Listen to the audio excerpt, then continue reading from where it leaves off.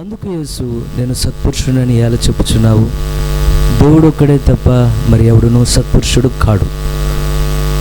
వ్యభిచరింపవద్దు, నరహత్య చేయవద్దు, దొంగిలవద్దు, అబద్ధ సాక్ష్యం పలుకవద్దు, నీ తల్లిదండ్రులను సన్మానింపుము అను ఆజ్ఞలను ఎరుగుదువు కదా అని అతనితో చెప్పు. అందుకు అతడు, బాల్యం నుండి వీటన్నిటిని అనుసరించుచునే ఉన్నాను నేను. యేసు విని, నీకింకా ఒకటి కొదువుగా ఉన్నది, నీకు కలిగినవన్నీ అమ్మి బీదలకిమ్ము, అప్పుడు పరలోకమందు నీకు ధనము కలుగును, నీవు వచ్చి నన్ను వెంబడించమని అతనితో చెప్పాను. మరి కొద్ది లేఖనాలు ఆయన దీవించి మరి ఉన్న మనకి మరి నిర్ణయించబడిన ఈ కొద్ది సమయంలో ఆయన యొక్క ఆలోచన ప్రకారంగా ఆయన మనతో మాట్లాడగాక. దయచేసి అందరూ కూర్చొని. చేరువచ్చిన మీ అందరికీ మహాగణుడు రక్షకుడైన ప్రభువైన యేసుక్రీస్తు నామములో శుభములండి. ఇక్కడే ఉన్నారా? దేవుడు మీ అందరిని దీవించిన గాక. ఎప్పటి వరకు ఆయన మనం దీవించాలి? ఆయన రాజ్యాన్ని చేరి ఈ ఆయుష్కాలం అయిపోయి ఈ సియోని నావా ఇదంతా ఈ ప్రయాణం అంతా కొనసాగి ఇదంతా అంతానికి వచ్చి చివరిలో ఎప్పుడైతే ఆయన చెయ్యి మన చెయ్యి ఆయన చేతిలో కలుస్తుందో ఆ సమయం వరకు కూడా ఆయన కృప ఎల్లప్పుడూ మనకు తోడుగా ఉండును గాక. ఎంతమంది ఆనందంగా ఉన్నారు? దేని బట్టి? దేని బట్టి అంటే ఆయన రాజ్యానికి మనల్ని ఎంపిక చేశాడు కదా. అన్ని విషయాలు క్రైస్తవుడు మన అంటే దీనికోసం ఆనందించలేమంటే ఒకే ఒక కార్యం ఉన్నది, నశించే ఆత్మలు తప్ప నువ్వు దేవుని దగ్గరకు వచ్చిన తర్వాత ప్రతి విషయం నువ్వు ఆనందించే విషయం. ఎందుకంటే దేవుడు నీకు ఇచ్చే దీన్ని ఏమంటారంటే శుభప్రదమైన నిరీక్షణ. యేసు నావాడు, ఆయన రాజ్యం నాది, నేను వెళ్ళేది ఆయన దగ్గరికి.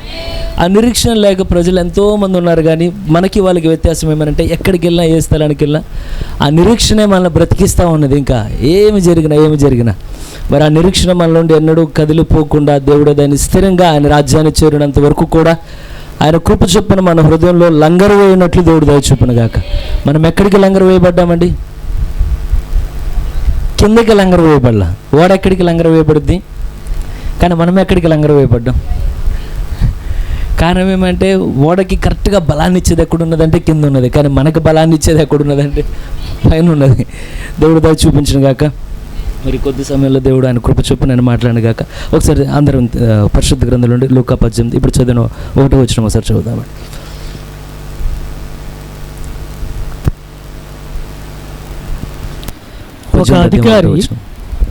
ఒక అధికారి ఆయనను చూచి సద్బోధకుడా నిత్య జీవమునకు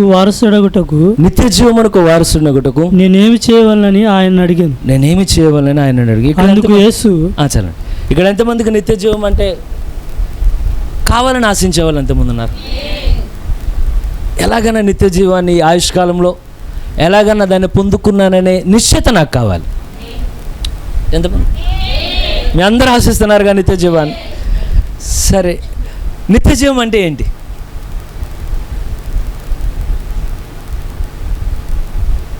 దాంట్లోనే ఉన్నది కదా, నిత్యము జీవించడం. అంటే దాంట్లో స్టాప్ అనేది లేదు. అంటే ఆగిపోయి ఇక్కడతో తాబేలు ఆయుష్కాలం ఎంత ఉంటుందండి? తాబేలు 100 సంవత్సరాల వరకు బతుకుద్ది. 100 సంవత్సరాలు ఆ పైన కూడా బతికే ఉన్నాయి కొన్ని. మనిషి ఆయుష్కాలం ఎంత ఉంటుంది? ఎవరన్నా లేట్గా పెళ్లి చేసుకుంటే అదే అనుకుంటాను, 30-40 సంవత్సరాలు పెళ్లి చేసుకుంటే ఆయుష్కాలమే 60 సంవత్సరాల వరకు. ఆయుష్కాలం చాలా చిన్నది కదా. ఒకప్పుడైతే వందల సంవత్సరాలు జీవించారు భూమి మీద. మీరు ఆదాము దగ్గర అక్కడ కానీ మీరు కొంచెం ముందు చూస్తే 1000కి దాదాపు దగ్గరకు వచ్చారు. 900 చిల్లర. తర్వాత ఎలా తగ్గుతూ ఉంటుందో 800, 700, 500, 400, 300, 200 తగ్గి ఇప్పుడు మన ఆయుష్కాలం ఎంత అంటే ఎంతండి? బైబిల్లో ఉన్నది కాదు, మనం దాదాపు చూస్తున్నాం కదా బయట. ఆయుష్కాలం ఎంత అంటే 60 సంవత్సరాలు ఉంటే సాలిక, ఎప్పుడు దేవుడు పిలిచినా. ఇంకా 60 సంవత్సరాల తర్వాత ఎక్కువ హోప్స్ పెట్టుకోవడానికి లేదు. ఎందుకంటే 60 సంవత్సరాల తర్వాత జీవించినా ఎలా ఉంటామో తెలియదు. మనసు మీద పనుకుని శ్రమలు ఇవన్నీ వద్దు. కానీ 60 సంవత్సరాలకి అంటే కొన్నిసార్లు అదృష్టమైన మరణాన్ని కోరుకుంటాం మనం. మరణం కూడా ఎలా ఉండాలంటే వేదన కలిగించకూడదు. అది కూడా ఎలా ఉండాలంటే అలా జస్ట్ నిద్రలేసినట్లుగా, అలా ఏదో అడుగు బయటకు పెట్టినట్లుగా. చావు కూడా ఎలా రావాలంటే గుండెలో కూడా అలా ఆగంగానే. కానీ కొంతమంది ఆశిస్తారు తెలుసా, చనిపోయేటప్పుడు కూడా చాలా సుఖవంతంగా చనిపోవాలి, వేదన పడితే చనిపోవాలని ఎవరు కోరుకు.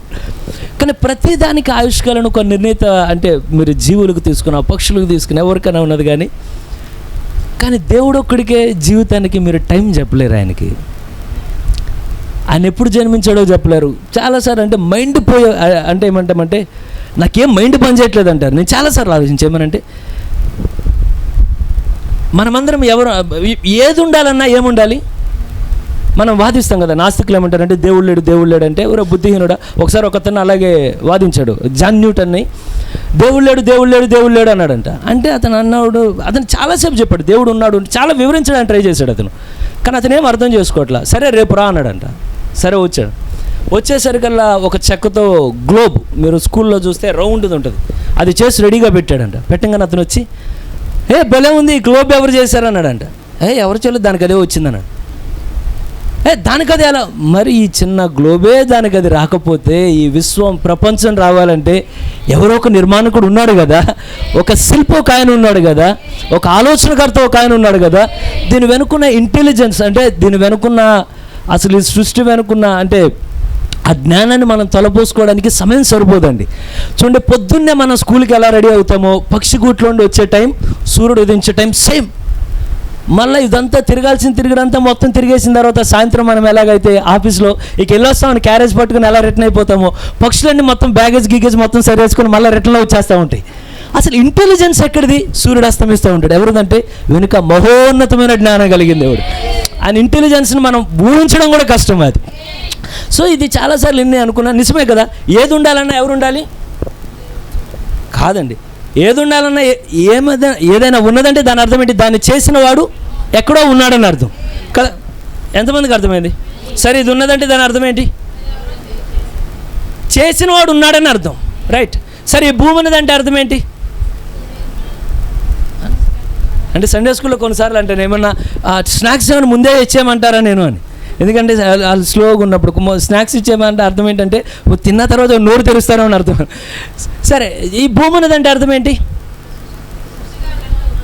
ఎక్కడో సృష్టికర్త ఉన్నాడని అర్థం. ఎవరు చేసేవారు లేకుండా ఏది రాదు కదా. ఇక్కడ మనం ఉన్నామంటే అర్థం ఏంటి? ఈ బిల్డింగ్ ఉన్నది, ఈ ఒక చిన్న రేకుల షెడ్ ఉన్నదంటే అర్థం ఏంటి? ఎవరో ఉన్నారు. నేనున్నా అంటే అర్థం ఏంటి? నాకు జన్మించిన తల్లిదండ్రులు ఎక్కడో ఉన్నారు. అసలు వాళ్ళందరూ ఉన్నారంటే మనందరికీ మొత్తాత ఎవరు? మనందరి తాత ఆయన. ఒకరికి తాత కదా, మనందరికీ. మీ తాత పేరేమో మీకు తెలియపోయిన ప్రాబ్లం లేదు. మీ తాతోళ్ళ తాత పేరు అలా అడిగితే నాకు మీరు ఎన్ని తరాలకి వెళ్ళినా మా తాత పేరు తెలుసు. మీ తాత పేరు మా తాత పేరు ఒకటి. ఏంటి, అందరం ఒకే సంతానం నుండి వచ్చాం కదా. మీ తాత పేరు నా తాత పేరు ఆదామే. ఎవరికైనా ఆయనే కదా, అక్కడ నుండే కదా జీవం కలిగిన. అంటే తర్వాత మళ్ళీ నోవా ఇదంతా పక్కన పెడదాం. సరే, పోను నోవా అందం, పోను అక్కడితో కట్ చేసి, పోను మనందరి తాత అంటే నోవాహే మన తాత అనుకోండి పోను. కానీ అసలు మరి దేవుడు ఉన్నాడంటే అప్పుడు అర్థమేమి? ఇప్పుడు ఆటోమేటిక్గా ఇంకో క్వశ్చన్ రావాలి మీకు. అంటే దేవుణ్ణి చేసిన ఆయన కూడా, ఇది చాలామంది అడిగిన ప్రశ్న. ఇప్పుడు ఏదన్నా ఉంటే మళ్ళీ ఇంకోళ్ళు ఉన్నారంటారు కదా, మరి దేవుడు ఉన్నాడని. ప్రవక్త ఏమంటాడంటే, నువ్వు ఇలాగాను కూర్చొని ఆలోచిస్తూ ఉన్నావు అనుకో, ఈరోజు ఆలోచిస్తావు, రేపు ఆలోచిస్తావు, మూడో రోజు ఎక్కడ ఉంటావు అంటే హాస్పిటల్లో పెట్టి మనకి ఇక్కడ ట్రీట్మెంట్ చేస్తారు. కారణం ఏమంటే నీ మైండ్ నా మైండ్ ఎలాంటిదంటే చిన్న పక్షి మైండ్ లాంటిది.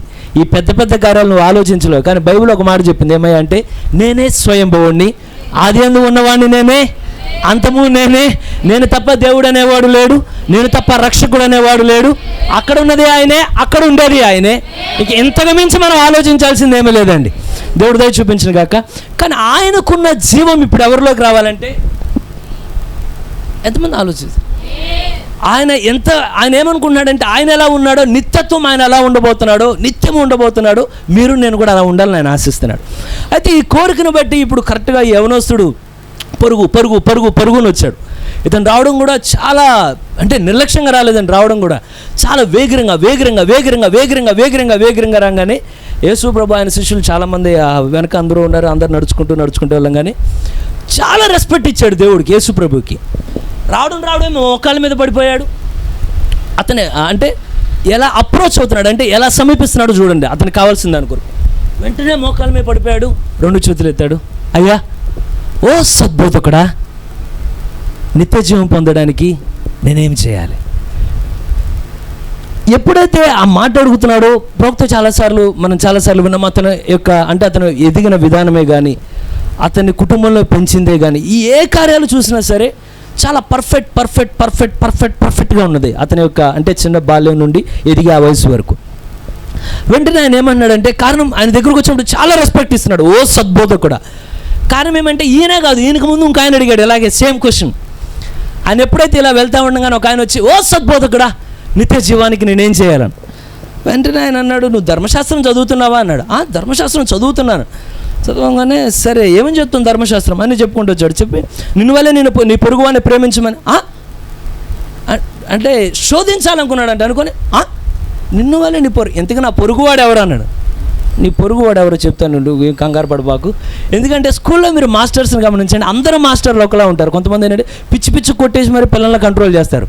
కానీ కొంతమంది అలా ఉండరు, వాళ్ళు ఎక్కువ కొట్టక్కర్లు, వాళ్ళ మాటలు చాలు. వాళ్ళు వచ్చారంటే ఎక్కడ అంటే గప్చప్ సార్ ఆయన ఏమండు, ఆయన అంటే ఆ టాలెంట్ ఇస్తాడు దేవుడానికి. మరి ఒక మాస్టర్కి అలా ఉంటే మాస్టర్గా మాస్టర్ ఉంచొని ఉన్నాడు. ఇక ఆయన దగ్గరకు వచ్చి ఉన్నాడు, నా పొరుగు వాళ్ళంటే ఏంటి తెలియదు ఎవరికి పొరుగు వాళ్ళంటే. నువ్వేం కంగారు పడకుండా నీకు అర్థమయ్యేట్లు చెప్తాను. ఒక సమరయుడు, ఒక వ్యక్తి యెరూషలేము నుండి ఎరుకోకి వెళ్తూ ఉన్నాడు. అతను గాయాల పాలైపోయాడు, అక్కడ దెబ్బలు తిని పడిపోయి ఉన్నాడు. ఈ లోపల చెప్పే క్యారెక్టర్లు చూడండి, ఈయనకి తగ్గ క్యారెక్టర్లు చెప్పినాడు ఆయన. మొట్టమొదటిగా ఒక యాజకుడు వెళ్తూ ఉన్నాడు. యాజకుడా ఎవరంటే వీళ్ళకి సంబంధించిన ఆయనే. తర్వాత ఒక లేవీడు వెళ్తూ ఉన్నాడు, కానీ ఆ లేవీడు కూడా పట్టించుకోలేదు ఆయన. ఎవరంటే వీళ్ళకి సంబంధించిన ఆయనే. క్యారెక్టర్లు ఎవరిని పెడుతున్నాడంటే వీళ్ళకి సంబంధించిన వాళ్ళే పెడుతున్నాడు అక్కడ ఆయన పెట్టి. కానీ చివరిగా ఒక సమరయుడు వెళ్ళాడు. కానీ యాజకుడు లేవీడు చేయలేని కార్యాన్ని సమరయుడు మాత్రం వెంటనే ఆ వ్యక్తి పడున్న వ్యక్తికి గాయాలు కడిగాడు. వెంటనే అతను భుజాల మీద ఎత్తుకున్నాడు, సత్రానికి తీసుకెళ్ళాడు. అక్కడ పెట్టి ఇవన్నీ చేసి ఇప్పుడు ఎంతగా పొరుగువాడు ఎవరంటావు అన్నాడు. చాలా క్లారిటీగా అర్థమైంది నాయన. అక్కడ పెట్టిన క్యారెక్టర్లను ఎవరు తెలుసా? వీళ్ళు ఎవరి గురించి గొప్పగా చెప్తారో వాళ్ళందరినీ ఆ ఉపమానంలో దేవుడు నీరుగార్చి చెప్పడమంటే వీళ్ళెవ్వరు చేయని కార్యాన్ని ఆ సమరయుడు ఒక్కడే చేశాడు. ఇప్పుడు ఈ రెండోసారి వచ్చేవాడు మాత్రం ఇతను చాలా జాగ్రత్తగా వస్తున్నాడు. ఎందుకంటే ఈయన మాస్టర్ కాదు, ఎవరైనా మాస్టర్లకే మాస్టర్ ఈయన.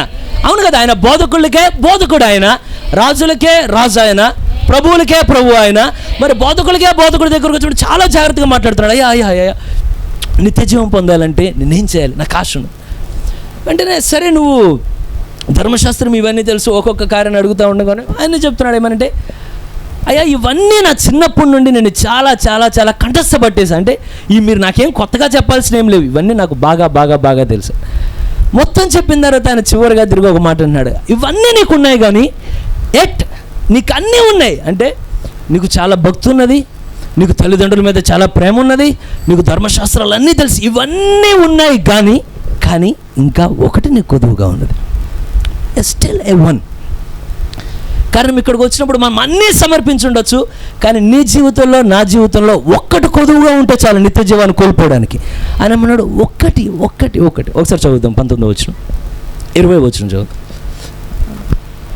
లేకపోతే 21కి వచ్చాండి. అందుకతడు బాల్యం నుండి వీటన్నిటిని అనుసరించుతూనే ఉన్నాను.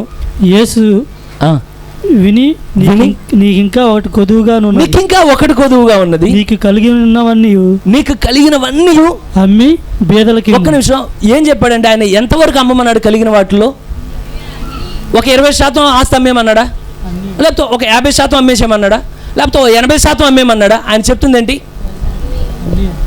కలిగిన దాంట్లో కొంత అన్నీనా? మళ్ళీ అడగాలని కోరుతున్నా. ఆయన అన్నీ అడుగుతున్నాడా, కొంత అడుగుతున్నాడు? ఆయన నీకు కలిగిన దంతా అంటే నీ బీరువాలో ఉన్నది తీసుకొచ్చాయి, నీ ఏటీఎం కార్డులో ఉన్నది తీసుకొచ్చాయి, నీ పౌచ్లో ఉన్నది తీసుకొచ్చాయి, నీ పర్సులో ఉన్నది తీసుకొచ్చాయి, నీకు ఎక్కడెక్కడ షేర్ మార్కెట్లో ఉన్నదో అదంతా తీసుకొచ్చాయి, నీ పెట్టుబడి ఎక్కడ మొత్తం తీసుకొచ్చేసి చదువుంటుంది బేదలకి ఇవ్వు.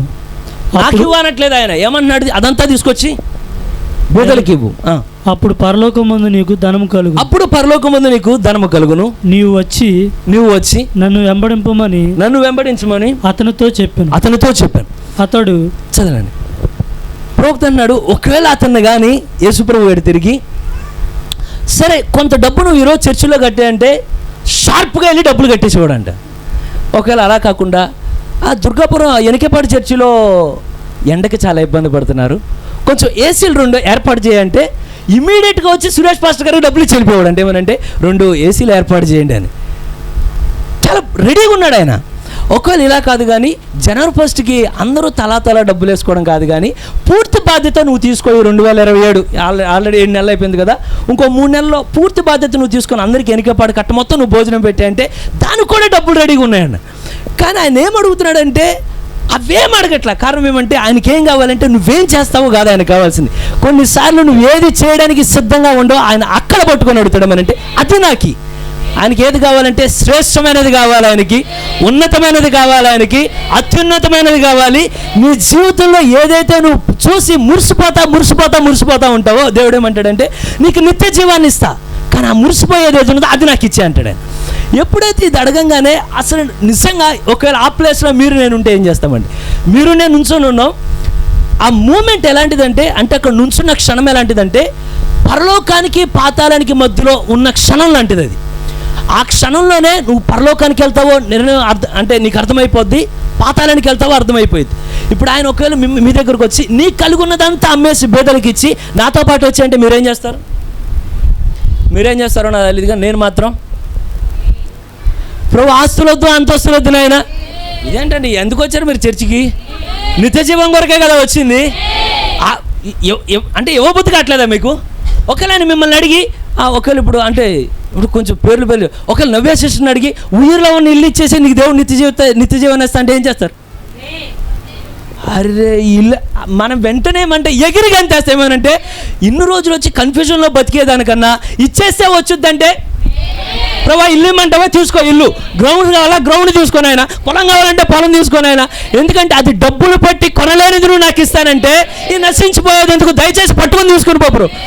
కానీ ఆయన ఏమంటారు చూడండి అసలు ఎలాంటి మూమెంట్ అది అంటే రెండిటికి పరలోకానికి పాతాళానికి మధ్యలో ఉన్నది అది. అక్కడ వెంటనే ఇది ఇంకా ఎలా చెప్పాలంటే మీరు చాలాసార్లు బయట గమనిస్తారు ఏమనంటే దేవుడి దయ చూపించడం కాక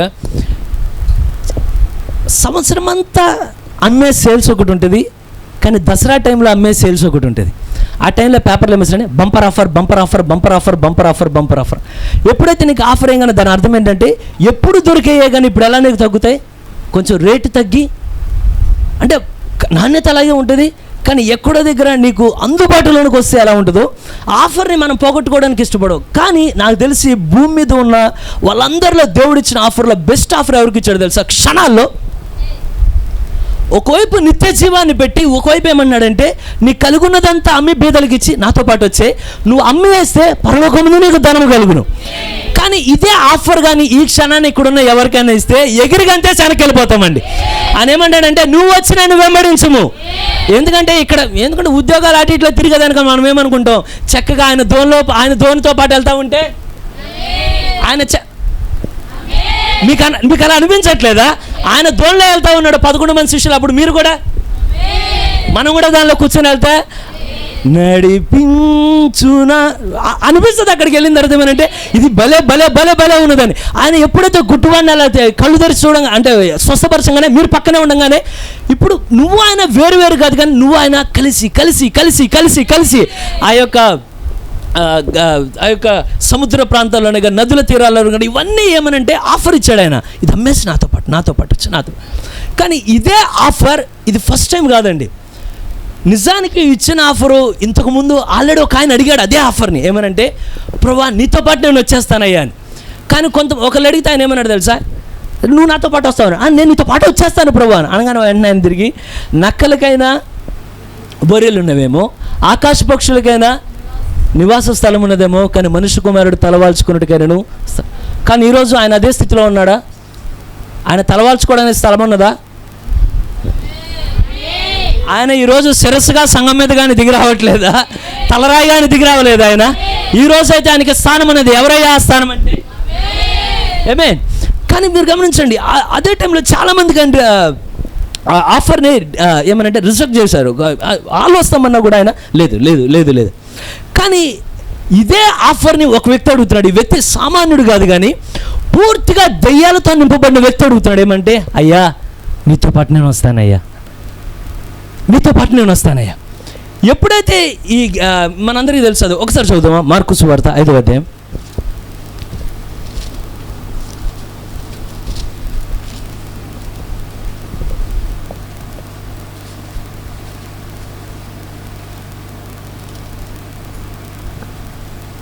18వ వచనం 19వ వచనం. ఆయన దోణి ఎక్కినప్పుడు దయ్యములు పట్టినవాడు ఆయన యొద్ద తను ఉండమని ఆయన్ను బతిమాలుకొనగా, ఆయన యొద్ద తన్ను ఉండనిమ్మని బతిమాలుకొనెను. కానీ ఆయన వానికి సెలవు. అక్కడేమో ఆయన అడుగుతున్నాడు, నువ్వు వచ్చి నన్ను వెంబడించని. కానీ దెయ్యాలు పట్టిన ఈయన అడుగుతున్నాడు ఏమనంటే, అయ్యా నీతో పాటు నేను ఉంటానయ్యా, నిన్ను నేను వెంబడిస్తానయ్యా. అక్కడేమో ఆయన, ఇక్కడ చూడండి, అడిగేవాడినేమో దేవుడు ఏమన్నాడంటే, చదవండి బ్రదర్ 18 చదవండి. ఆయన దోణి ఎక్కినప్పుడు దయ్యములు పట్టినవాడు ఆయన యొద్ద తన్నుండనిమ్మని ఆయనను బతిమాలుకొనెను. గాని ఆయన వానికి సెలవీయక నీవు నీ ఇంటి యొద్దకు ఇంటి వారి చాలండి. ఇదే ప్రేయర్ రిక్వెస్ట్ ఎప్పుడైతే ఆయన అక్కడ కాదు అని చెప్తున్నాడు, అదే టయానికి ఆల్రెడీ అక్కడ 2-3 ప్రార్థనలు ముందే జరిగినాయండి. ఏ ప్రార్థనలు అంటే, ఆయన స్థలానికి రాగానే ఎన్నో సంవత్సరాలుగా దెయ్యాల చేత పీడించబడుతున్న వ్యక్తి ఒక్కసారి ఆయన అడుగాల పెట్టంగానే, షాక్ కొట్టంగానే వెంటనే వచ్చాడు, సర్వోన్నతుడైన దేవుని కుమారుడు అని చెప్పి రావడమే పరిగెత్తుకుంటూ వచ్చాడు అతను.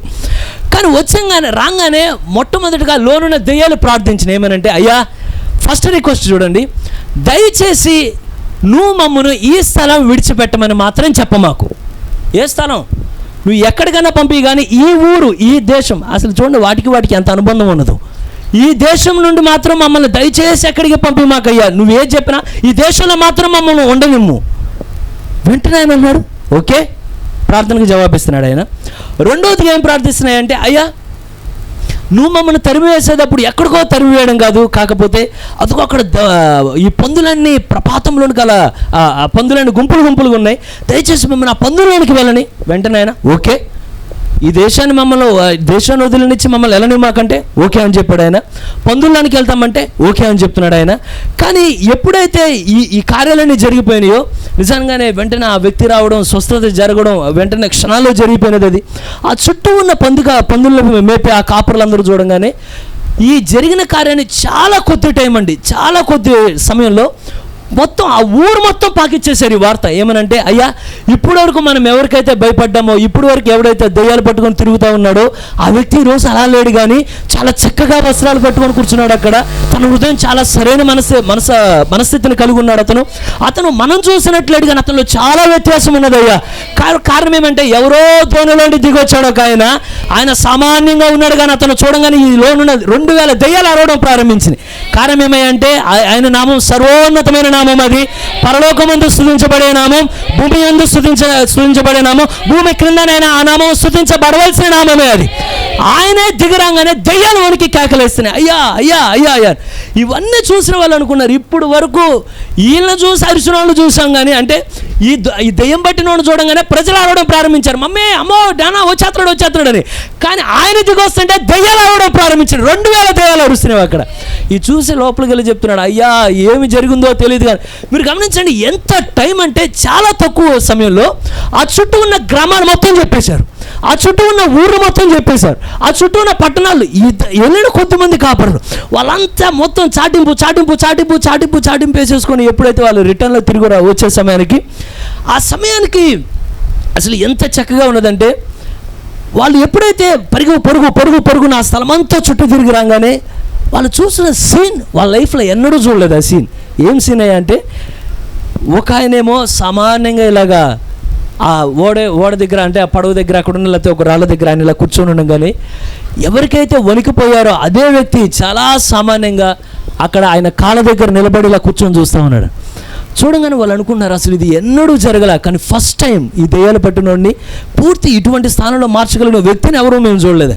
ప్రవక్త అన్నాడు, అయ్యా అతని దగ్గరికి రాగానే మూడు విషయాలు వాళ్ళని ఆకట్టుకున్నాయంట. ఒకటి, ఇప్పటి వరకు అతను ఎప్పుడు వస్త్రాలు ధరించడానికి ఇష్టపడేవాడు కాదు, కానీ ఫస్ట్ టైం తల నుండి, అంటే తనకున్న వస్త్రాలే చాలా జాగ్రత్తగా కట్టుకున్నాడంట. అది చూడంగానే ఆశ్చర్యం అనిపించిందంట, అరే ఎప్పుడు కట్టుకున్నాడు ఏంటి ఇలా కట్టుకున్నాడు. రెండోది చూడంగానే ఎప్పుడు రైట్ మైండ్లో ఉండేవాడు కాదంట, ఎప్పుడు చూసిన అగ్రెసివ్. కానీ రెండో విషయం ఏంటంటే చాలా రైట్ మైండ్తో ఉన్నాడు, అంటే స్వస్థ చిత్తుడే అని ఉంటుంది, అంటే పీస్ మైండ్తో అలా కూర్చున్నాడు.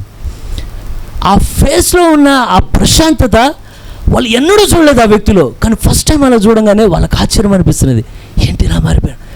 మూడవదిగా ఏమయ్యా అంటే దేవుడు దయ చూపించిన కాక అతను కూర్చున్న స్థానం ఒకని పాదాల దగ్గర చాలా దీనంగా కూర్చొని ఉన్నాడు. అయ్యా ప్రవక్త ఒక ప్రార్థన చేస్తాడు, ఏమయ్యా అంటే వాళ్ళు వచ్చి చూడంగానే అతని మనసు సరిగ్గా ఉన్నదని వాళ్ళు గుర్తుపెట్టారు.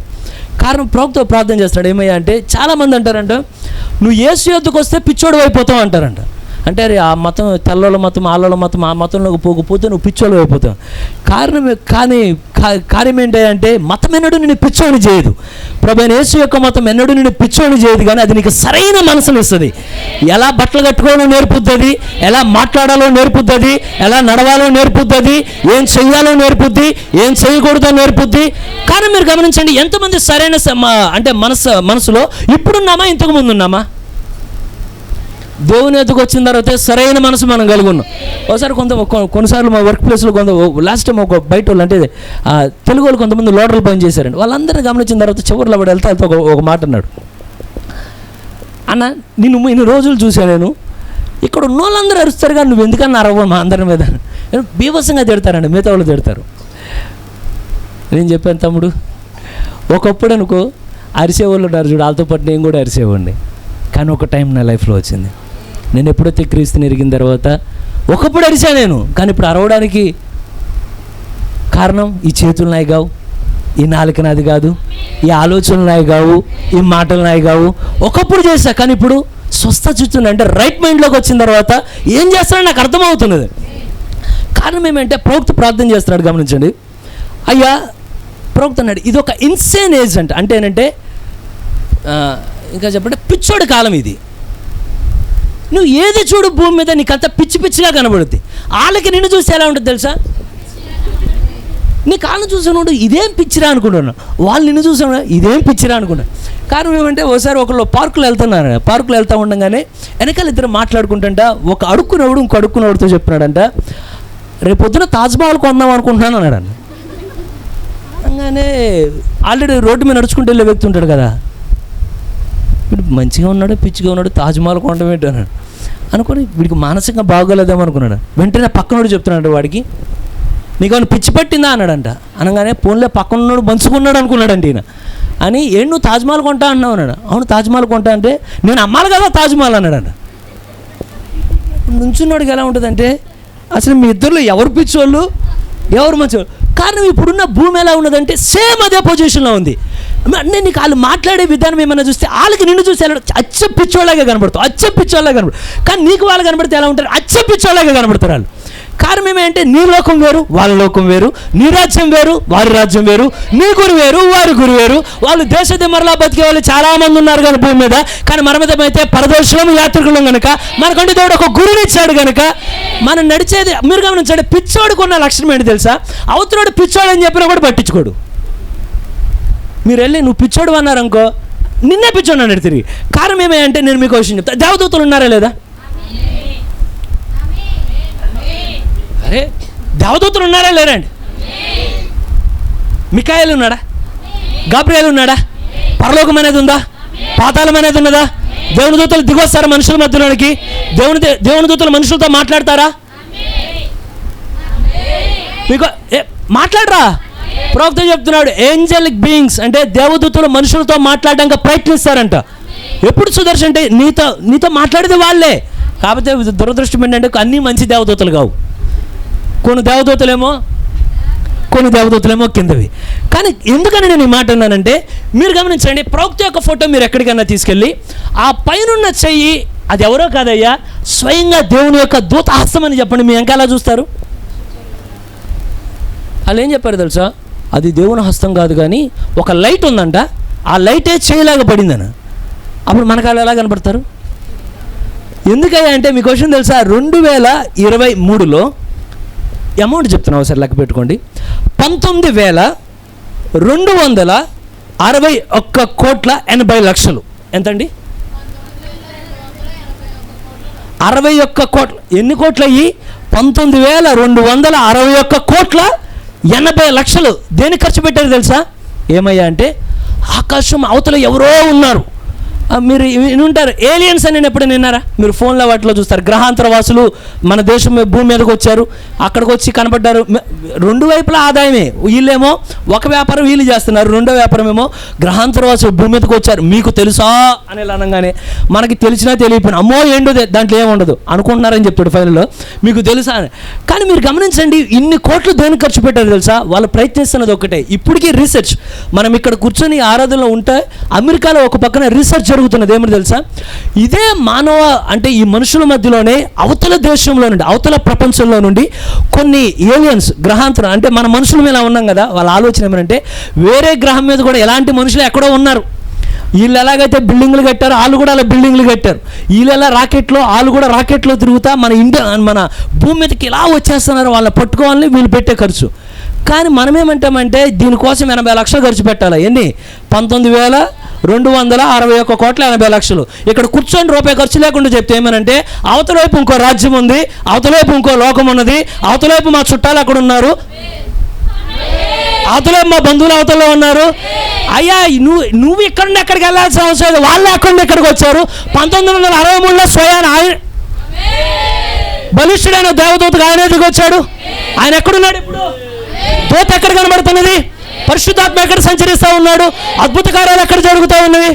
మనకి ఆయన చూస్తే ఎలా ఉంటుంది అంటే ఇన్ని లక్షల అవసరమా? మాకు ఫ్రీగా చెప్తాం. ఏమనంటే మేము ఎప్పుడెప్పుడైతే 2-3 కానీ విశ్వాసంతో చేరి ఒక స్థలంలో చేరి మా చేతులు అన్నీ ఏకం చేసి మా హృదయాలన్నీ ఏకం చేస్తే దేవదూతలు ఎక్కడో కాదు. అయ్యా ఇంకా ఇక్కడేనా అంటే ఇక్కడే కాదయ్యా. 2-3 ఎప్పుడైతే ఆరాధన టైం అయిపోయిన తర్వాత ఒక్కొక్కరు ఇంటికి వెళ్ళిపోతూ ఉండగానే మేము ఒంటరిగా వెళ్ళట్లేదు, కానీ మా వెనుక దేవదూతల సైన్యం మా వెనక వెళ్తా ఉన్నది. మోషే నా చిన్న నైలు నదిలో వదిలినప్పుడు వెనక ఏ దేవదూతల కాపుదల ఉన్నదో నీకు నాకు అదే కాపుదలను దేవుడు ఇచ్చాడు ఆయన. ఇప్పుడు ఇదంతా జరిగిన తర్వాత మనం అన్ని లక్షల కోట్లు ఖర్చు పెడతామా? నేను అనుకున్నా అవతల ఎక్కడో ఏదో ఉందని తెలుసుకోవడానికి ఇన్ని లక్షలు, ఇన్ని కోట్ల మేము అడగకముందే చెప్తాం కదా డబ్బులు ఖర్చు పెట్టకుండా. ఏమైనా అంటే మీకు విషయం తెలుసా? కారణం ఏమంటే కొన్ని అంటే డిఫరెంట్గా ఉంటాయి. ఒకసారి ఒకళ్ళు అనుకున్నారంట, మీరు ఇక్కడ రాసిలా పెన్నుతో, కానీ ఎన్నడైనా విశ్వంలోకి వెళ్తే పెన్నుతో ఇలా రాయలేరండి. కారణం ఎందుకంటే మీరు రాకెట్లో వాటిలో జర్నీ చేసే వాళ్ళని చూస్తే అంటే దాన్ని ఏమంటాం మనం, స్పేస్లోకి వెళ్తే ఏమైందంటే వాళ్ళు ఎలా ఉండరు, వాళ్ళు ఇలా ఎగురుతూ ఉంటారు, అటు ఇటు ఇలా ఎగురుతూ ఉండి వాళ్ళు అక్కడ కొన్ని నోట్స్ రాయాలనుకోండి, పెన్ను ఇలా రాస్తుంది కానీ ఇదే పెన్ను ఇలా రాయదు కదా. కానీ వాళ్ళు ఇలా తిరుగుతూ ఇలా కూడా రాయాలి. దానికోసం ఒక దేశం ఖర్చు పెట్టి ₹1 కోటి పెన్ను చేసింది. చేస్తే ఇంకోళ్ళు ఏం చేశారు తెలుసా? శుభ్రంగా పెన్సిల్ తీసుకెళ్ళారు. నాకు అనిపించినది కొన్నిసార్లు జ్ఞానంగా లోకం ఏదైతే అంటే వివేకం అనుకుంటుందో, ఈ చిన్న రేకుల షెడ్లో కూర్చొని వీళ్ళకి ప్రపంచ యుద్ధం ఏంటో తెలుసు. మొదటి ప్రపంచ యుద్ధం ఏంటో తెలుసు, రెండో ప్రపంచ యుద్ధం ఏంటో తెలుసు, మూడో ప్రపంచ యుద్ధం ఎప్పుడు జరుగుతుందో తెలుసు, మూడో ప్రపంచ యుద్ధంలో ఎవరు గెలుస్తారో తెలుసు. ఇదేంటండి? అవునా కదా? మీకు సంఖ్యల గురించి తెలుసు. మీరు బయట ఏమని అంటారంటే మేము సంఖ్యా గణశాస్త్రం, మీకు మీ పేరు దీనితో మొదలైతే మీ పేరు 4తో మొదలైతే, కానీ ఇక్కడ మనందరికీ తెలుసు 1 అంటే అద్వితీయుడు, 2 అంటే 4 అంటే 7 అంటే 12 అంటే సంఖ్యాశాస్త్రం ఎవరు తెలుసు. మ్యాథ్స్ తెలుసు మీకు, హిస్టరీ తెలుసు మీకు, బైబిల్ తెలుసు మీకు, మిస్టరీలు తెలుసు మీకు. హిస్టరీ తెలుసు, మిస్టరీ తెలుసు. మనకి గతమేమో తెలుసు, జరగబోయేదేంటో మనకు తెలుసు, మర్మంగా ఉన్నదేమో మనకు తెలుసు.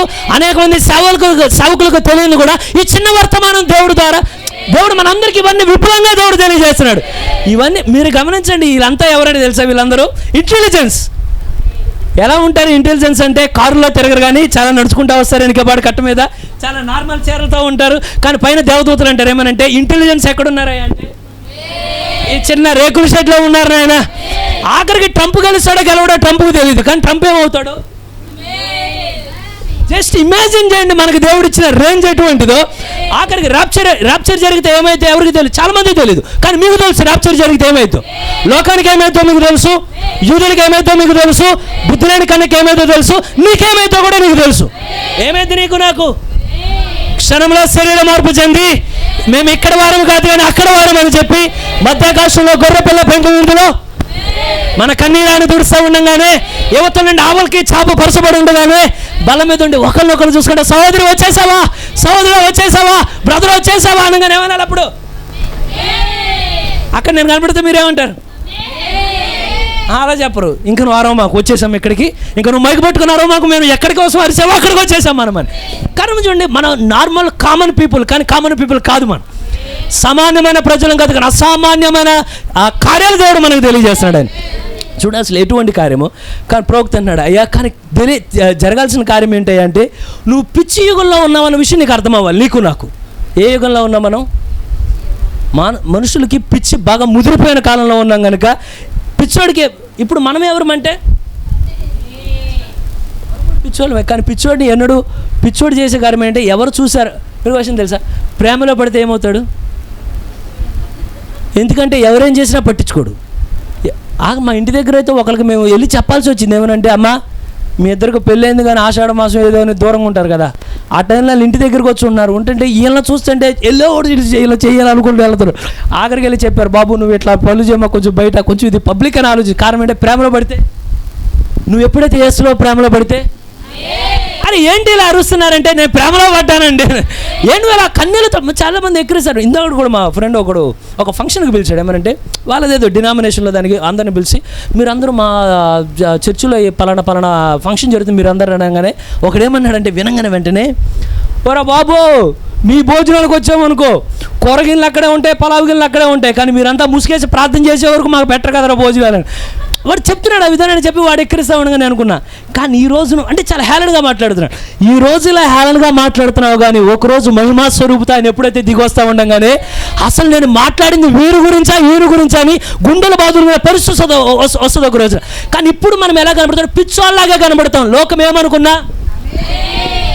ఏమనుకున్నా పర్లే, కానీ మనం ఎక్కడ వారమంటే పిచ్చోళ్ళు అనుకున్నా పర్వాలేదు, ఎర్రోళ్ళు అనుకున్నా పర్వాలేదు, కానీ మనం ఒక గురి కలిగిన వాళ్ళం, ఒక లక్ష్యాన్ని కలిగిన వారం. ప్రార్థించమంటే ఒక అర్థం ఉన్నది, కానీ డాక్టర్లు చేయలేని కార్యాలు దేవుడు మన మధ్యలో చేశాడు. ఏ పిచ్చోళ్ళని మనం అన్నారు, కానీ మనం ఏం చేసాం? ఆమేన్. పిచ్చోడిని మనం ఏంటారంటే, వీళ్ళంతా దేవుడు ఉన్నారు, నమ్ము అంటే నీకు పిచ్చితనం కనబడుతుంది. కానీ మాకెలా ఉన్నదంటే, కేవలం నమ్మితే సమస్తము నీకు సాధ్యమే. అరే ఏంటి వీళ్ళు ఇతరులను కూడా ప్రేమిస్తారంటే, ప్రేమ అనేది ఒక ఆయుధం అనే విషయం మనకు తెలుసు. దేవుడు దయ చూపించిన కాక. కానీ మీరు గమనించండి, ఎప్పుడైతే అక్కడ ప్రార్థన దెయ్యం అడిగిన 2 కార్యాలు ఏం చేశాడు? ఏమనంటే, ప్రభా ఈ ఊరిని విడిచి మాత్రం మమ్మల్ని వెళ్ళని మాకు దయచేసి స్థలంలో. నేను అనుకున్న ఈ చదవంగానే అనుకున్నా, ప్రభా ఎన్నడూ దెయ్యం మా ఇంటి గురించి కానీ, మా సంఘం గురించి కానీ, మా గురించి కానీ ఎన్నడూ నీకు ఆ ప్రార్థన చేయకూడదు. ఏమని? ప్రభా ఈ చర్చిని వదిలేసి వెళ్ళమని మాత్రం ఎన్నడూ అన్న మాకు. కారణం ఏమో తెలుసా? వాడు ఎప్పుడు అంటాడు తెలుసా మాట? మీరు గమనించండి, చాలామంది ఏమంటారంటే, ప్రభా నాకు ఈ దురాత్మ నుండి విడుదల దయచేయి, ప్రభా నాకు ఈ దురాత్మ నుండి. ఏదైనా కుక్క మీ ఇంట్లో ఉంటే పోవాలనుకో, మీరు రోజు దానికి పాలు పోసి ఆహారం పెడితే పోతుంది. దానికి ఏం చేయాలి? కడుపు మార్చాలి. ఎన్నడైనా దురాత్మకాన్ని ఏదైనా బలహీనత నీలో ఉండి పోవాలనుకో, దానికి నచ్చే పనులు ఎన్నడూ చేయకు. అది ఎప్పుడు నువ్వు ప్రార్థనలోకి వెళ్తామంటే కూల్ అంటుంది. కానీ నువ్వేమన్నారంటే, దానికి నచ్చని కార్యం చేయి, ఆటోమేటిక్గా దురాత్మ విడిచి వెళ్ళిపోద్ది అక్కడ. మీరు గమనించండి, అవతల ప్రవక్త అన్నాడు, కేవలం ఆ దెయ్యాలే కదంట, అసలు దెయ్యాలు కోరుకునేంట, యేసు ప్రభువు నువ్వు ఈ స్థలానికి రావద్దు అని. అయితే కానీ సరైన మనతో ఉన్నాడనే విషయం తెలుసు కూడా వాళ్ళు అడిగారంట, అయ్యా దయచేసి. ఎప్పుడైతే అంటే ప్రజలు కూడా వచ్చిన తర్వాత వాళ్ళు కూడా దెయ్యం 2 ప్రార్థనలు చేస్తే 2 ప్రార్థనలుగా ఓకే అని చెప్పాడు ఆయన. ఆఖరికి మనుషులు ప్రార్థన చేస్తున్నారు, ఏమనంటే, ప్రభువా దయచేసి ఈ స్థలాన్ని విడిచి వెళ్ళిపో ప్రభువా అని అనగానే, దెయ్యాల ప్రార్థనకు ఆయన ఏమన్నాడు? ఓకే. 2వ దెయ్యం అడిగితే ఓకే, 3వ ఈ ప్రజలందరూ అడిగితే ఓకే అన్నాడు ఆయన. అనగానే కానీ అసలు నాకు ఇది బ్యూటిఫుల్గా అనిపించింది. ఎప్పుడైతే ఈ దెయ్యం పట్టిన వ్యక్తి ఆ స్థలంలో నుంచొని ఉన్నాడో, ఎప్పుడైతే వీళ్ళంతా వెళ్ళిపోనగానే ఈ 12 మంది శిష్యులు ఉన్నారు ఆయనతో పాటు. మీరు ఊహించండి, అంటే ఒక ఒడ్డున ప్రాంతం ఎలా ఉంటుందో, అంటే నది ఒడ్డున, ఆ సముద్రం ఒడ్డున అలా నిదానంగా వాళ్ళు ఎప్పుడైతే సరే వద్దు అనగానే, ఈయన చూడండి, ఈయన ఎక్కువ అనుబంధం లేదు వీళ్ళతో ఈయనకి, కానీ అందరికీ గాడ్ బ్లెస్ ఇస్తున్నాడు. పేతురు గాడ్ బ్లెస్, అందరికీ గాడ్ బ్లెస్ అని అందరికీ గాడ్ బ్లెస్ ఇచ్చిన తర్వాత ఫైనల్గా యేసు ప్రభు కూడా గాడ్ బ్లెస్ ఇచ్చిన తర్వాత భుజాల మీద తిట్టాడు, సరే నేను వెళ్తున్నాను అని. ఎప్పుడైతే ఆయన నిదానంగా ఒక్కొక్కరు దోణిలో నడుచుకుంటూ వెళ్ళిపోతూ ఉండగానే అందరూ దోణెక్కుతున్నారు.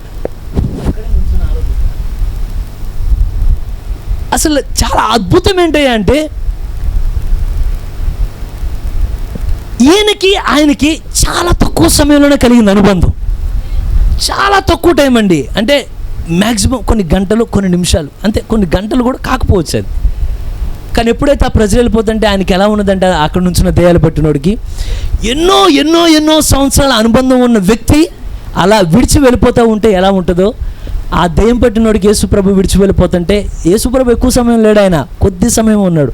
నువ్వు ఆయన సన్నిధిలో లోతుగా ఉన్నా కొద్ది క్షణాలు ఏమనిపిస్తుంది అంటే ఈ స్థలాన్ని మాత్రం విడిచి నేను వెళ్ళనివ్వకయ్యా, ఈ స్థలంలో ఈ క్షణం ఇలాగే ఉండిపోవాలని కోరుతున్నాను. ఆ క్షణంలో ఎప్పుడైతే వెళ్ళిపోతూ ఉండగానే ఇతనికి తన స్నేహితులు గుర్తు రావట్లా, తన కుటుంబం గుర్తు రావట్లా, తన వాళ్ళెవరు గుర్తు రావట్లా, తన ఆచారాలు గుర్తు రావట్లా, ఏమి గుర్తు రావట్లా. కానీ హృదయం ఒకటే అంటుంది ఏమనంటే అయ్యా ఆయన వెళ్ళిపోయాడు, వాడు ఎక్కేశాడు ఆల్రెడీ, వెనకెళ్ళి ఒక్కడే ఉంచాడు. ఊరు మొత్తం ఒకవైపు ఉన్నారు, ఒక్కడే ఒకవైపు ఉన్నాడు. ధోని ఎలా ఉన్నది, అయ్యా దయచేసి నన్ను నీతో కూడా ఉండనివా. ఇన్ని వాటికైనా ఓకే ఓకే ఓకే ఓకే అన్నాడు, కానీ ఇప్పుడు మాత్రం ఓకే అని చెప్పట్లా. ఆయన వెంటనే ఏమన్నాడంటే నీవు నీ ఇంటి వారి యొద్దకు వెళ్ళి ప్రభువు నీ యందు కనికరపడి నీకు చేసిన కార్యాలన్నీ వారికి తెలియజెప్పుమా. కానీ అతనికి ఎలా ఉంటుందంటే కళ్ళలో నీరు ఇంకా కారిపోతూ ఉన్నది. ప్రభువా కానీ నేను నీతో పాటు వస్తాను ప్రభువా, నిన్నతో పాటు ఉండిపోతాను ప్రభువా. ఎప్పుడైతే ఆ ఓడ నిదానంగా అలా ప్రారంభమవుతూ ఉన్నదో, నిదానంగా వాళ్ళ ప్రయాణం సాగిపోతూ ఉండగానే వెంటనే చెప్పాడు కదా ఆయన ఏమనంటే నువ్వు నాతో పాటు కాదు ఈ స్థలంలో ఉండ. అసలు మీరు గమనించండి, ఎప్పుడైతే ఆయన వెళ్ళిపోతూ ఉన్నాడు ఈ దెయ్యాలు పట్టినోడు ఒక్కసారి వెనక్కి తిరిగి చూస్తే వాళ్ళకి ఎలా ఉంటుంది ఆ ఊర్లో వాళ్ళకి. అసలు తిరిగి కానీ ముందట మనిషి వచ్చాడా వీళ్ళందరూ పొరుగే. కానీ ప్రవక్త చెప్తున్నాడు కానీ ఎప్పుడైతే వెనక్కి తిరిగాడో అసలు సువార్త ఎవరితో ప్రారంభించలేదంట, ముందుగా పందుల కాపర్లు పట్టుకున్నాడంటే పట్టుకొని నిన్ను మార్చింది ఎవరో తెలుసా, ఒకప్పుడు నేను దొంగని, ఒకప్పుడు నేను కొట్టేవాడిని, ఒకప్పుడు తాగేవాడిని, కానీ అప్పటి నుండి ఆయన కలిసినప్పటి నుండి నా హృదయంలో ఎటువంటి ప్రశాంతత ఉన్నదో తెలుసా, నా హృదయంలో ఎటువంటి ఆనందం ఉన్నదో తెలుసా, పరలోపు గంటలు నాలో గణ గణ గణ గణ గణ మోగుతూ ఉన్నాయి తెలుసా, ఈ సంతోషం నేను నీతో మాటలా చెప్పలేను అన్నాడు. ప్రవక్త అన్నాడు అసలు ఇప్పుడు కాదు కానీ నేను ఆవల గట్టుకెళ్ళిన తర్వాత ఎతుకుతా వెళ్తాడంటే ఏమనంటే ఆ దొంగలు ఆ దెయ్యాలు పట్టినాడు ఎక్కడున్నాడు, దెయ్యాలు పట్టినాడు ఎక్కడ ఉన్నాడు అనగానే అక్కడ కనపడంగానే వంటని చేపట్టుకుని అడుగుతాడని అసలు నువ్వు ఆ ఊరు మొత్తాన్ని ఎలా కదిపేసావు అంటే చెప్తాడంట అయ్యా నా సాక్ష్యంతో కాపర్ల దగ్గర మొదలుపెట్టా, ఆ వీధులు మొత్తం, అక్కడున్న సందులు మొత్తం, ఆ ప్రాంతం మొత్తం, పల్లెటూరు, అక్కడున్న పట్టణాలు, ఆ స్థలం మొత్తం సువార్త ఎవరు చెప్పారు తెలుసా. కారణం ఒక్కడు చాలు సరిగ్గా దేవుని ఆత్మచేత నింపబడితే పట్టణాల అభిషేకంతో నింపడానికి. ఒక్కడండి, ఒక్కడే. కానీ అతను అడిగేటప్పుడు బలి అడుగుతున్నాడు ఏమనంటే అయ్యా దయచేసి నన్ను నీతో పాటు ఉండని, నన్ను వెళ్ళిపోనే మాకు దయచేసి. కానీ మీరు గమనించండి, కానీ ఇదే కార్యాన్ని ఇతనేమో అడుగుతున్నాడు నేను ఉంటానంటున్నాడు, కానీ ఈయన అంటున్నాడు వద్దు నువ్వు వద్దు. కానీ ధనవంతుడి దగ్గర గమనించండి, ఆయనేమో చాలా అంటే రావడానికి తప్ప మిగతా ఏమైనా ఇష్టమే అతనికి. కానీ అతని దగ్గర ఒకసారి చూద్దాం లూకా సువార్త, అతని ఫీలింగ్ చూడండి ఒకసారి. లూకా 18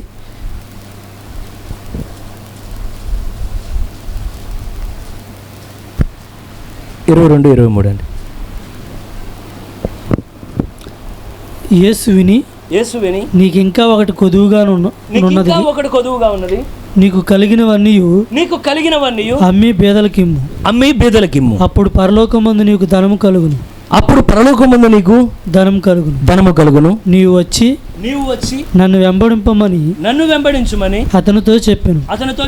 అతడు మిక్కిలి ధనవంతుడు గనుక ఈ మాటలు విని వ్యసనపడగా యేసు అతను చూచి ఆస్తి గలవారు చాలండి మిక్కిలి ముఖం చిన్న పుచ్చుకున్నాడు. అంటే ఏమనంటే చాలా ముఖం అంతా ముడుచుకుపోయి ఏదో అంటే వదిలిపెట్టుకోవడానికి ఇష్టం అనిపించలేదని. ఎంతమందిని అడగచ్చు ఇక్కడ నిత్య జీవం అంటే ఏంటిదండి? అతను అడిగింది అదే కదా నిత్య జీవం అని. ఇక్కడ మనం దేనికోసం వచ్చామంటే అదే నిత్య జీవం కోసం వచ్చాం మనం ఇక్కడికి. ప్రభువా ఏదున్నా ఏది లేకపోయినా నీ రాజ్యం మాకు కావాలయ్యా, మేము నిత్య జీవాన్ని కలిగి మేము ఉండాలయ్యా. అయ్యా ప్రవక్త చెప్తున్నాడు, ఎంతమంది నమ్ముతున్నారు పరలోకం నిత్య జీవం అని, 1000 ఏండ్ల పాలన నిత్య జీవం అని? మళ్ళీ అడగచ్చునా? పరలోకం నిత్య జీవం అని ఎంతమంది నమ్ముతున్నారు? 1000 ఏండ్ల పాలన నిత్య జీవం అని ఎంతమంది నమ్ముతున్నారు? అంటే పరలోకానికి నిత్య జీవం కలిగిన వాళ్ళు మాత్రమే వెళ్తారు కదా.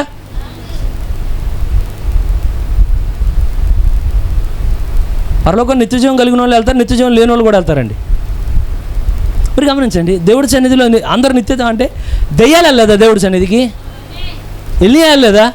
విజిటింగ్ చేసినాయి, అలా వెళ్ళి అట్లా తిరిగి మాట్లాడి వచ్చేసింది. కానీ మనం వెళ్ళేది ఎందుకంటే విజిటింగ్ కోసం వెళ్ళట్లా, హలో అని చెప్పి రావడానికి వెళ్ళట్లా, కానీ మన స్థిరమైన నివాసం అక్కడికైనా మనం అక్కడికి వెళ్తున్నాం. ప్రవక్త చెప్తున్నాడు ఎన్నడూ నిత్య జీవం అనేది ఒక స్థలం అనుకో మాకు. నిత్య జీవం అంటే ఒక పీరియడ్ లేకపోతే ఒక సమయం అలా అనుకో మాకు, కానీ నిత్య జీవం అంటే ఒక వ్యక్తి. ఎటర్నల్ లైఫ్ అంటే ప్లేస్ కాదు, పర్సన్. ఎవరయ్యా ఆ పర్సన్ అంటే, ఎవరి ముందైతే ఆయన మోకాలు వేసి నిలబడ్డాడో ఆ వ్యక్తే నిత్య జీవం. ఎవరంటే ప్రభువైన యేసుక్రీస్తే నిత్య జీవం. ఎంతమందికి అర్థమవుతున్నదో? అయ్యా నుంచున్న ఆయన ఎవరయ్యా అంటే నిత్య జీవం యొక్క హక్కు పత్రానికి యోగ్యుడు నుంచొని ఉన్నాడంటే దాన్ని విప్పడానికి. ప్రవక్త చెప్తున్నాడు ఎటర్నల్ లైఫ్, నిత్య జీవం అంటే పరిశుద్ధాత్మ బాప్తిస్మే నిత్య జీవం. ఎంతమంది నమ్ముతున్నారు? పరిశుద్ధాత్మ బాప్తిస్మం పొందకుండా కూడా నిత్య జీవాన్ని కలిగి ఉండొచ్చు కదా. పరిశుద్ధాత్మ బాప్తిస్మమే నిత్య జీవం అని ప్రవక్త చెప్తున్నాడు. పరిశుద్ధాత్మ బాప్తిస్మం పొందకుండా కూడా నిత్య జీవాన్ని కలిగి ఉండొచ్చు కదా. కలిగి ఉండొచ్చండి. పరిశుద్ధాత్మ బాప్తిస్మం లేకుండా బుద్ధి లేని కన్యక ఉంది, కానీ నిత్య జీవంలో ఉంటుందా ఉండదా? ఉంటుంది. 144,000 మంది పరిశుద్ధాత్మను కలిగి లేకుండా ఉంటారా అంటే, ముందున్న యూదులు మీరు గమనిస్తే వాళ్ళు పరిశుద్ధాత్మ లేదు కానీ ఉంటారా ఉండరా? కానీ ప్రవక్త ఎందుకని పరిశుద్ధాత్మ బాప్తిస్మం నిత్య జీవం అని చెప్తున్నాడంటే, వాళ్ళు ఇప్పుడు నిత్య జీవాన్ని కలిగి లేదు, బుద్ధి లేని కన్యక. కానీ వాళ్ళు శ్రమల గుండా వెళ్ళి తీర్పు ముందు నిలబడిన తర్వాత దేవుడు అప్పుడు ఇస్తున్నాడు వాళ్ళకి నిత్య జీవాన్ని. కానీ నీకు నాకు పరిశుద్ధాత్మ బాప్తిస్మం ఇచ్చినప్పుడు ఎప్పుడు ఇస్తున్నాడు తెలుసా నిత్య జీవం? రైట్ నౌ నీలోనే ఆ కణాన్ని దేవుడు పెడుతున్నాడు. ఆయన నిత్య జీవం ఎప్పుడు కలిగి ఉన్నా అంటే ఇప్పుడే ఈ స్థలంలో నువ్వు కూర్చొని ఉన్నావు. కానీ నువ్వు ఇప్పుడు ఒక వ్యక్తి కాదు, నువ్వు రెండింతల వ్యక్తి అంట. ఒక వ్యక్తి మాత్రం చనిపోయి మట్టిలోనికి వెళ్తాడు, ఇంకో వ్యక్తి మాత్రం దేవుని సన్నిధిలో నిరంతరం ఉండడానికి వెళ్తున్నాడు. అయ్యా పరిశుద్ధాత్మ నిత్య జీవం అంటే ఏమయ్యా అంటే eternal life is the light of God that dwells in you. అంటే అర్థం ఏంటంటే నిత్య జీవం అంటే నీలో నివసించే దేవుని యొక్క వెలుగు. మీకు విషయం తెలుసా, మనందరిలో దేవుడు ఒక వెలుగు పెడతాడని. ఆయన ఎప్పుడైతే మనలోనికి వస్తాడో ఆ వెలుగు ఎంత ఉంటుందో తెలుసా? ప్రారంభం ఈ బటన్ అంత ఉంటుందంట. ఆయన మొట్టమొదటిగా మనలోనికి వచ్చిన తర్వాత ఆ బటన్ అంత వెలుగు నువ్వు ఎప్పుడైతే కాపాడుకుంటావో పూర్తిగా నీ శరీరం మొత్తం నింపబడుతుంది ఆ వెలుగు. పరిశుద్ధాత్మ బాప్తిస్మం అంటే అర్థం ఏంటి అంటే, ప్రవక్త చాలా నిత్య జీవం గురించి ఒక్కొక్కడు కూడా చెప్తున్నాడు. ఇంకా చాలా సింపుల్గా ఏమన్నాడంటే, అయ్యా మీరు ఒక 10 సంవత్సరాలు భూమి మీద జీవించి ముక్కి మూలిగి మోకాలు నొప్పులు కాలు నొప్పులు వీటన్నిటితో జీవిస్తే మీకు ఎలా ఉంటుంది? అలా ఏమీ కాకుండా 500 సంవత్సరాలు వ్యాధి బాధ అలాంటివి ఏమీ లేకుండా భూమి మీద మీరు జీవిస్తే ఎలా ఉంటుంది? ఏది కోరుకుంటాం? కానీ నిత్య జీవం అంటే అంతం కూడా ఉండదు కదా. సదా ఆయనతో ఏ వ్యాధి ఏ బాధ ఏ ఇబ్బంది ఏమీ లేకుండానే ఎల్లప్పుడూ ఆయనతో ఉండిపోవడం ఎంతమంది కోరుకుంటున్నారు? కానీ ఆయన ఏమన్నాడంటే, ఆ వచ్చిన వ్యక్తి అనుకున్నాడంట ఏదైనా ఇద్దాం అనుకోగానే దేవుడికి అంటే ఆయన అడిగినప్పుడు తనకున్న ఆస్తి అంతా అమ్మి ముందుకెళ్దాం అనుకునేసరికి కానీ తన హృదయం బాధ అనిపించిందంటే, ఏమనంటే నేను ఏదైనా అతనికి ఇవ్వగలను, ఆయన ఏది అడిగినా నేను ఇవ్వగలను. కానీ వెనకెళ్ళేటప్పుడు చేతులన్నీ ఇలాగా మొత్తం నిలుపుకుంటూ వెళ్తున్నాడు. అంటే ఏమనంటే ఆయన నన్ను అడిగినప్పుడు ఏది అడిగినా ఇచ్చేవాడిని. కానీ నన్ను ఏమడుగుతున్నాడు తెలుసా? నాకున్న డబ్బంతా అమ్మేమంటున్నాడే, నాకున్న ఆస్తి అంతా అమ్మేమంటున్నాడే, నాకున్నదంతా అమ్మేమన్నాడు. అరే నాకున్నదంతా. కానీ నిజానికి దేవుడు ఎప్పుడు ఎవరికి అచ్చి ఉండడండి. అంటే నువ్వు ఏది దేవుడికి ఇచ్చినా దేవుడు అన్నాడు దాన్ని దాచుకోడు, కానీ దాన్ని 100 రెట్లు 1000 రెట్లేసి ఇస్తాడు నీకు ఆయన. కానీ నువ్వు ఆయనకి ఇచ్చినప్పుడు నీకు ఎలా ఉంటుంది తెలుసా? నువ్వు ఇచ్చినప్పుడు అనుకుంటా ఉంటా నేను దేవుడికి చాలా ఇచ్చాను అనుకుంటా ఉంటా. కానీ దేవుడు ఎప్పుడైతే నీకు తిరిగి ఇవ్వడం ప్రారంభిస్తాడో అప్పుడు అర్థమైందంట, అరే నేను దేవుడికి ఇచ్చింది ఎక్కువ కాదు కానీ దేవుడు నాకు ఇచ్చింది ఎక్కువ అనే విషయం నీకు అర్థమైంది. కానీ నువ్వు ఇచ్చేటప్పుడు నీ ఫీలింగ్ ఎలా ఉంటుందంటే, అబ్బో చాలా ఇచ్చేస్తున్నానే, కానీ దేవుడు ఎప్పుడైతే వడ్డీ కట్టి నీకు తిరిగి ఆయన నువ్వు ఒళ్ళో పోయింగానే, అయ్యా నేను ఇచ్చింది చాలా తక్కువ కానీ నువ్వు ఇచ్చింది అయితే చాలా చాలా చాలా చాలా చాలా ఎక్కువ ప్రభు. ఎంతమంది దేవుడికి కారణం ఏంటి తెలుసు? నువ్వు దేవుడికి ఏది ఇచ్చినా ఎన్నడూ నీ లైఫ్లో వెనక్కి తిరిగి నువ్వు ఒక్కసారి కూడా చింతించాల్సిన అవసరం ఉండదు. నువ్వు ఏ మనిషికి ఇచ్చినా అనుకుంటా వీడి చేతిలో ఎందుకు పెట్టాను రా అని కొంతమందిని చూసి, కానీ నువ్వు దేవుడి చేతిలో పెట్టావా నువ్వు ఒక్కసారి వెనక్కి తిరిగి కూడా బాధపడవేమంటే, నీ బిడ్డల్ని దేవుడి చేతికి ఇచ్చి చూడు, నువ్వు ఊహించిన స్థితిలో ఆయన లేపి నిలబెడతాడు ఆయన. నీ కుటుంబాన్ని ఆయన చేతికి ఇచ్చి చూడు, నువ్వు అనుకోని స్థితిలో లేపి నిలబెడతాడు ఆయన. అందరికన్నా ఉన్నతంగా దేవుడు నిలబెడతాడు. నీ పూర్తి జీవితాన్ని ఆయనకి ఇచ్చి చూడు. నువ్వు ఇచ్చేటప్పుడు నువ్వు ఇచ్చేది తక్కువ, కానీ ఆయన నీకు ఇచ్చేటప్పుడు ఏం చేస్తాడు ఆయన? వడ్డీ కూడా కలిపి నీ చేతిలో పెడతాడు ఆయన. కారణం ఏమయ్యా అంటే అసలు ఆ వ్యక్తి అర్థం చేసుకోవాలంటే ఏమనంటే, నాకున్న ఆస్తి అంతా నాకున్నది ఇదంతా, కానీ నేను అడుగుతున్నది ఏంటి? నిత్య జీవం కదా అని. మీకు ఎంతమందికనే మీరు ఎప్పుడైనా మీకు అనుమానం వచ్చిందో రాలేదో, మీరు ధనవంతుడి గురించి ఈ కథ అంతా మీకు తెలుసు కదా. ఈ ధనవంతుడి గురించి మీరు మొట్టమొదటిగా వింటే ఇతను పేదవాళ్ళకి చాలా చాలా చాలా సహాయం చేసే వ్యక్తి. కానీ మీరు గమనించండి, చివరిలో ఇతను లాజర్కి ఏ విధమైన సహాయం చేయలేదు ఇతను. కానీ ఎప్పుడైనా మీరు ఆ ప్రశ్న వచ్చిందా మీకు? అరే ఇంత దాన గుణం అన్నీ ఇచ్చేసే గుణం కలిగినోడు అసలు చివరిలో ఎందుకని లాజర్కి ఒక రొట్టె ముక్క కూడా ఇవ్వలేదన్న విషయం ప్రవక్త చెప్తున్నాడు. అయ్యా ఆయన యేసు ప్రభు యొద్దకు వచ్చే వరకు కూడా చాలా చాలా చాలా మంచివాడంట. కానీ ఎప్పుడైతే యేసు ప్రభు ఇచ్చిన ఆ యొక్క నిత్య జీవం కొరకు ఇచ్చిన ఆశీర్వాదాన్ని తిరస్కరించి వెనక్కి తిరగంగానే తనలో ఉన్న క్యారెక్టర్ మారిపోయిందండి. తనలో ఎంతో మంచి స్వభావం కూడా ఒక ప్రవక్త ఏమంటే ఒక అంటే ఏమంటే ఒక మొద్దుబారిపోయిన స్వభావం లాగా అప్పటివరకు ఎంతో సహాయం చేసేవాడు ఇతరులకి. మీరు గమనించండి, ఏసావు గురించి మీరు ఎప్పుడైనా చదివితే బైబిల్లో తన తండ్రి గురించి ఎక్కువ కేర్ తీసుకున్నది యాకోబు కాదండి, తన తండ్రి గురించి ఎక్కువ కేర్ తీసుకున్నది ఏసావు. కానీ అదే ఏసావుని గమనించండి, చివరిలో తన తల్లిదండ్రులు బాధపడతారని తెలిసినా కూడా కావాలని వారికి వ్యతిరేకమైన వివాహాన్ని చేసుకున్నాడు. మీరు గమనించండి, ఎప్పుడు జరిగింది తెలుసా ఆ కార్యం? ఎప్పుడైతే ఆశీర్వాదాన్ని తిరస్కరించాడో అతని క్యారెక్టర్ మారిపోయినది. కానీ ఇంకో విషయం కూడా, కానీ నువ్వు ఎప్పుడైతే ఆశీర్వాదాన్ని స్వీకరిస్తావో నీ క్యారెక్టర్ మరొక విధానంగా మారిపోద్ది. మీరు పౌలుని గమనించండి, ముందు అందరిని కొట్టేవాడు, కానీ ఎప్పుడైతే ఒక్కసారి ఆ అగ్ని సమయంలో యేసు ప్రభువుని కలుసుకున్నాడో ఇప్పుడు ఏమన్నాడంటే, అయ్యా నా జీవితాన్ని ఆయనకి పానీయార్పణంగా పోయాలని కోరుకుంటున్నా. కొట్టే వాళ్ళకి చంపనప్పగిస్తున్నాడు, తిట్టే వాళ్ళకి అంటే ఎదురు భరించడం ప్రారంభించాడు. కారణం ఏమంటే నువ్వు ఎప్పుడైతే ఆ పిలుపుని స్వీకరిస్తావో నీ ఎదుటిన్నోడు చుట్టూ ఉన్న వాళ్ళకి ఆశ్చర్యం అనిపిస్తుంది. అసలు ఇంత మంచివాడికి ఎలా మారిపోయాడంటే ఆ మూమెంట్ అంత ఇంపార్టెంట్. దేవుడు నీకు పిలుపు అంటే దేవుడు ఎప్పుడైతే నిన్ను ఏదైనా చేయమని కోరుతాడో నువ్వు నేను ఏం చేయాలంటే వెంటనే. కారణం ఒక మాట చెప్పాలంటే, ఆయన నిన్ను ఎప్పుడైనా ఏదైనా ఇమ్మని అడిగితే నువ్వు చాలా అదృష్టవంతుడు అని అర్థం. ఆయన అందరినీ అడగడు ఇమ్మని, ఆయన అడుగుతున్నాడంటే అర్థం ఏంటంటే నీ కోసం ఆల్రెడీ బ్యాంకులో ఆయన ఎక్కడో ఏదో దాచాడు కనుక ఇవన్నీ బయటకు తీయాలంటే ముందు నువ్వేం చేయాలంటే పంపు నిండా నీళ్ళు రావాలంటే నువ్వేం చేయాలి? ఫస్ట్ ఒక జగ్గు నీళ్ళు మాత్రం నువ్వు పోయాలి. దాంట్లో జగ్గు నీళ్ళు పోసి నువ్వు కొట్టేమైతే తర్వాత ఆగకుండా వాటర్ వస్తూనే ఉంటాయి. ఆయన నిన్నేమడుగుతాడంటే కొంచెం అడిగాడు ఏమనంటే నీ కలిగినది అని. కానీ అసలు ఒక్కసారి ఆలోచించానంటే అరే దేవుడు నన్ను ఏమడిగాడు? కానీ ప్రవక్త అన్నాడు, అయ్యా కానీ ఎప్పుడైతే దేవుడు అబ్రాహాముని పిలిచినప్పుడు అబ్రాహాముని సేమ్ క్వశ్చన్ అడిగాడంట, అబ్రాహమా నేను నిన్ను ఆశీర్వదిస్తా, కానీ ఏదైతే నేను నీకు ఇవ్వాలనుకుంటున్నాను ఇవన్నీ నీకు ఇచ్చే మునుపు నువ్వు నాకు ఒక కార్యాన్ని అప్పగించాలి. అబ్రాహ్మ, ప్రభా ఏమి ఇవ్వమంటావు అనగానే నీ యొక్క స్థలాన్ని నీ యొక్క బంధువుల్ని నీకున్న వాళ్ళందరూ విడిచిపెట్టొచ్చే అన్నాడు. అనగానే కొంచెం వినండి ఇది, అతను ఏం విడిచిపెట్టాడంటే అబ్రాహాము పాలస్తీనాలో ఉన్న సమస్తం పొందుకోవడానికి తన ప్రాంతంలో ఉన్న ఒక చిన్న స్థలాన్ని వదిలిపెట్టాడంట. అబ్రాహాం ఎందుకు ఈ స్థలాన్ని విడిచిపెడుతున్నావు అంటే దేవుడు విడిచిపెట్టమన్నాడు, కానీ అప్పుడు చాలా విలువ కలది. అదే అబ్రాహాం విడిచిపెట్టినప్పుడు ఏం విడిచిపెట్టాడంటే ఒక చిన్న ఎకరా భూమిని విడిచిపెట్టాడంట. ప్రవక్త చెప్తున్నాడు, ఎకరా భూమిని విడిచిపెట్టాడంట, చిన్న ఇల్లును విడిచిపెట్టాడు. కానీ ఎప్పుడైతే అబ్రాహాముని దేవుడు యొక్క అంటే సన్నిధిలోనికి వచ్చిన తర్వాత దేవుడు దీవించిన తర్వాత అబ్రాహాంకి దేవుడు ఎన్ని ఎకరాలు ఇచ్చాడు తెలుసా? 19,20,00,000 ఎకరాలు దేవుడు అబ్రాహాం చేతిలో పెట్టాడండి. అబ్రాహాం ఎన్ని ఎకరాలు వదిలిపెట్టాడు? కానీ దేవుడు ఎన్ని ఎకరాలు ఇచ్చాడు? పాలస్తీనా భూభాగం అంతా ఎకరాల్లో కొలిస్తే ఎంత ఉండదు తెలుసా?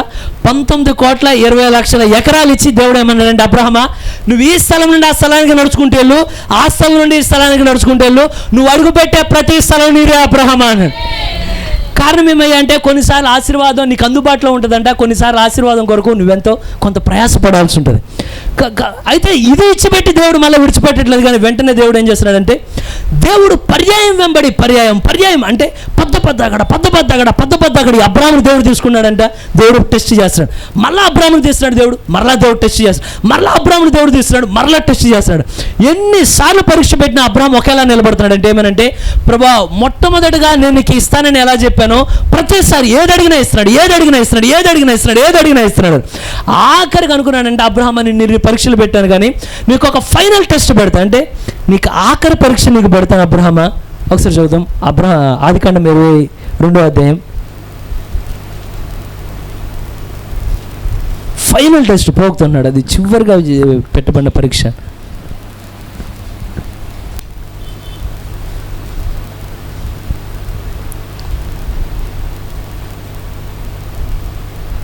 రెండవ అధ్యాయం 2వ వచనం, 22వ అధ్యాయం 2వ వచనం.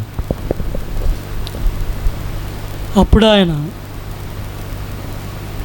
అనగా నీవు ప్రేమించు ఇస్సాకును, ఇప్పుడు దేవుడు చెప్తున్నాడు ఆయన అనగా నీవు ప్రేమించు ఇస్సాకును తీసుకుని కదనా మోరియా దేశమును నీకు ఒక్కడే ఉన్న నీ కుమారుని అనగా నువ్వు ప్రేమించి ఇస్సాకుని తీసుకుని చదవండి. నువ్వు ప్రేమించి ఇస్సాకును తీసుకుని మోరియా దేశమునకు వెళ్ళి అక్కడ నేను నీతో చెప్పబోవు పర్వతములలో ఒకదాని మీద దహన బలిగా అతని సమర్పించమని చెప్పాను. తెల్లవారినప్పుడు చాలండి. ఎప్పుడైతే దేవుడు చెప్పినప్పుడు ఇది ఫైనల్ టెస్ట్ అని దేవుడు తెలుసు. అబ్రాహాముని దేవుడు ఎన్నో సంవత్సరాలు పరీక్షించాడు, కానీ ఇది ఒక ఫైనల్ టెస్ట్. అబ్రామా, ఈ టెస్ట్గా నువ్వు పాస్ అయ్యావనుకో, ఇప్పుడు వరకు ఏదైతే నీకు ఇంకా అప్పటికి ఒక వాగ్దానం దేవుడు దాచుంచాడు, దేవుడు దాన్ని ఇంకా రివీల్ చేయాలి. అప్పటికి ఆయన ఏమి ఇచ్చాడంటే వాగ్దానం, నీ సంతానాన్ని ఇస్కరేణువుల వల్లే దీవిస్తా. ఆల్రెడీ దేవుడు చేశాడే చేయలేదు ఆ కార్యాన్ని, దేవుడు చేశాడు ఆ కార్యాన్ని. నీ సంతానాన్ని ఆకాశ నక్షత్రాల వల్లే నేను చేస్తాను, అది నిజమే. కానీ ఫైనల్గా ఒక బ్లెస్సింగ్ మాత్రం దాచాడు దేవుడు, అది మాత్రం వెంటనే ఇవ్వట్ల. అబ్రహ్మ, నువ్వు ఆ ఫైనల్ టెస్ట్ పాస్ అవ్వాలి. ఎప్పుడయ్యా ఆ ఫైనల్ టెస్ట్ పాస్ అయినదంటే చెప్తున్నాడు, నీకున్న ఒకే ఒక కుమారుని తీసుకొని నువ్వు పర్వతం మీదకి వచ్చాను. ఎప్పుడైతే ఈ మాట చెప్పంగానే అబ్రాము నో ఎక్స్క్యూజ్, ఏ కారణం కూడా చెప్పలేదంటే దేవుడికి. ఏమనంటే, ప్రభా ఒకవేళ నేను ఇస్సాకును కానీ అర్పించాను అనుకో, నీకు నా ఇంటి దగ్గర నా భార్య చాలా బాధపడుద్ది, ఒక్క కారణం చెప్పలేదు. రెండోది నో డిలే, దేవుడు చెప్పిన తర్వాత ఆలస్యం చేయలేదు. అంటే ఒక వారం తర్వాత చేస్తాను అనలేదు, కానీ దేవుడు ముందు రోజు రాత్రి చెప్పంగానే రెండో రోజు పొద్దున్నే లేచాడు, తెల్లవారునే లేచాడు. అంటే లేచి, ఓ ఇస్సాకు ఎక్కడున్నాను నువ్వు అని, తండ్రి నేను, ఓ ఇస్సాకు ఇక్కడికి రాను.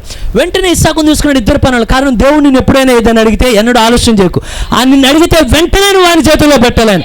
ఏదో అడుగుతాడు, నీకు నీ జీవితంలో నాకు నచ్చలే, ఇది వదిలిపెట్టనంగానే ఎక్కువ టైం తీసుకోకు. ఆయన ఏదైతే నాకు నచ్చలేదంటాడో, ఆయన నీకు నచ్చలేదని చెప్పాడంటే నువ్వు అదృష్టవంతుడు అని అర్థం. ఆయన స్వరం వినడానికి ఎంతో మంది భూమి మీద ఎదురు చూస్తున్నారు, కానీ నువ్వు అడగక మునిపై ఆయన నీతో మాట్లాడి నీలో ఒక లోపం ఉన్నదని చెప్పంగా నువ్వు నేనేం చేయాలంటే, ప్రభువా నేను ఆలస్యం చేయను, రేపు ఎల్లుండి కాదు కానీ ఈ సమయాన్ని నీ పాదాల దగ్గర చేరి ఏది పొరపాటు ఉందో దాన్ని సరి చేసుకొని నా హృదయం నీ హృదయంతో ఏమవ్వాలంటే, నా హృదయంలో ఉన్న భారణాలు పోవాలేమనంటే, నేను పొరపాటు చేసిన భారణాలు ఉండకూడదు. కానీ ఎంతమందికి అర్థమైనదో, దేవుడు మాట్లాడతాడా, నువ్వు పొరపాటు ఉన్నదని మాట్లాడతాడా, నువ్వు ఎక్కువ టైం తీసుకోకూడదు. అప్పుడు వెంటనే ఏం చేయాలంటే, రైట్ నువ్వు అక్కడే కూర్చోలేమనంటే, ప్రభువా ఒకసారి ప్రవక్త జీవితంలో ఎన్ని జరిగినండి కార్యాలు. ఒక విషయంలో ప్రవక్త దేవుడు చెప్పిన దర్శనం కానీ ఒక అడుగు ముందుకు వేసాడు, ఏంగానే వెంటనే అడుగులో ఏం చేశాడు తెలుసా, తోటున్న వాళ్ళందరూ మీరంతా ఇక్కడ ఉండండి అన్నాడు.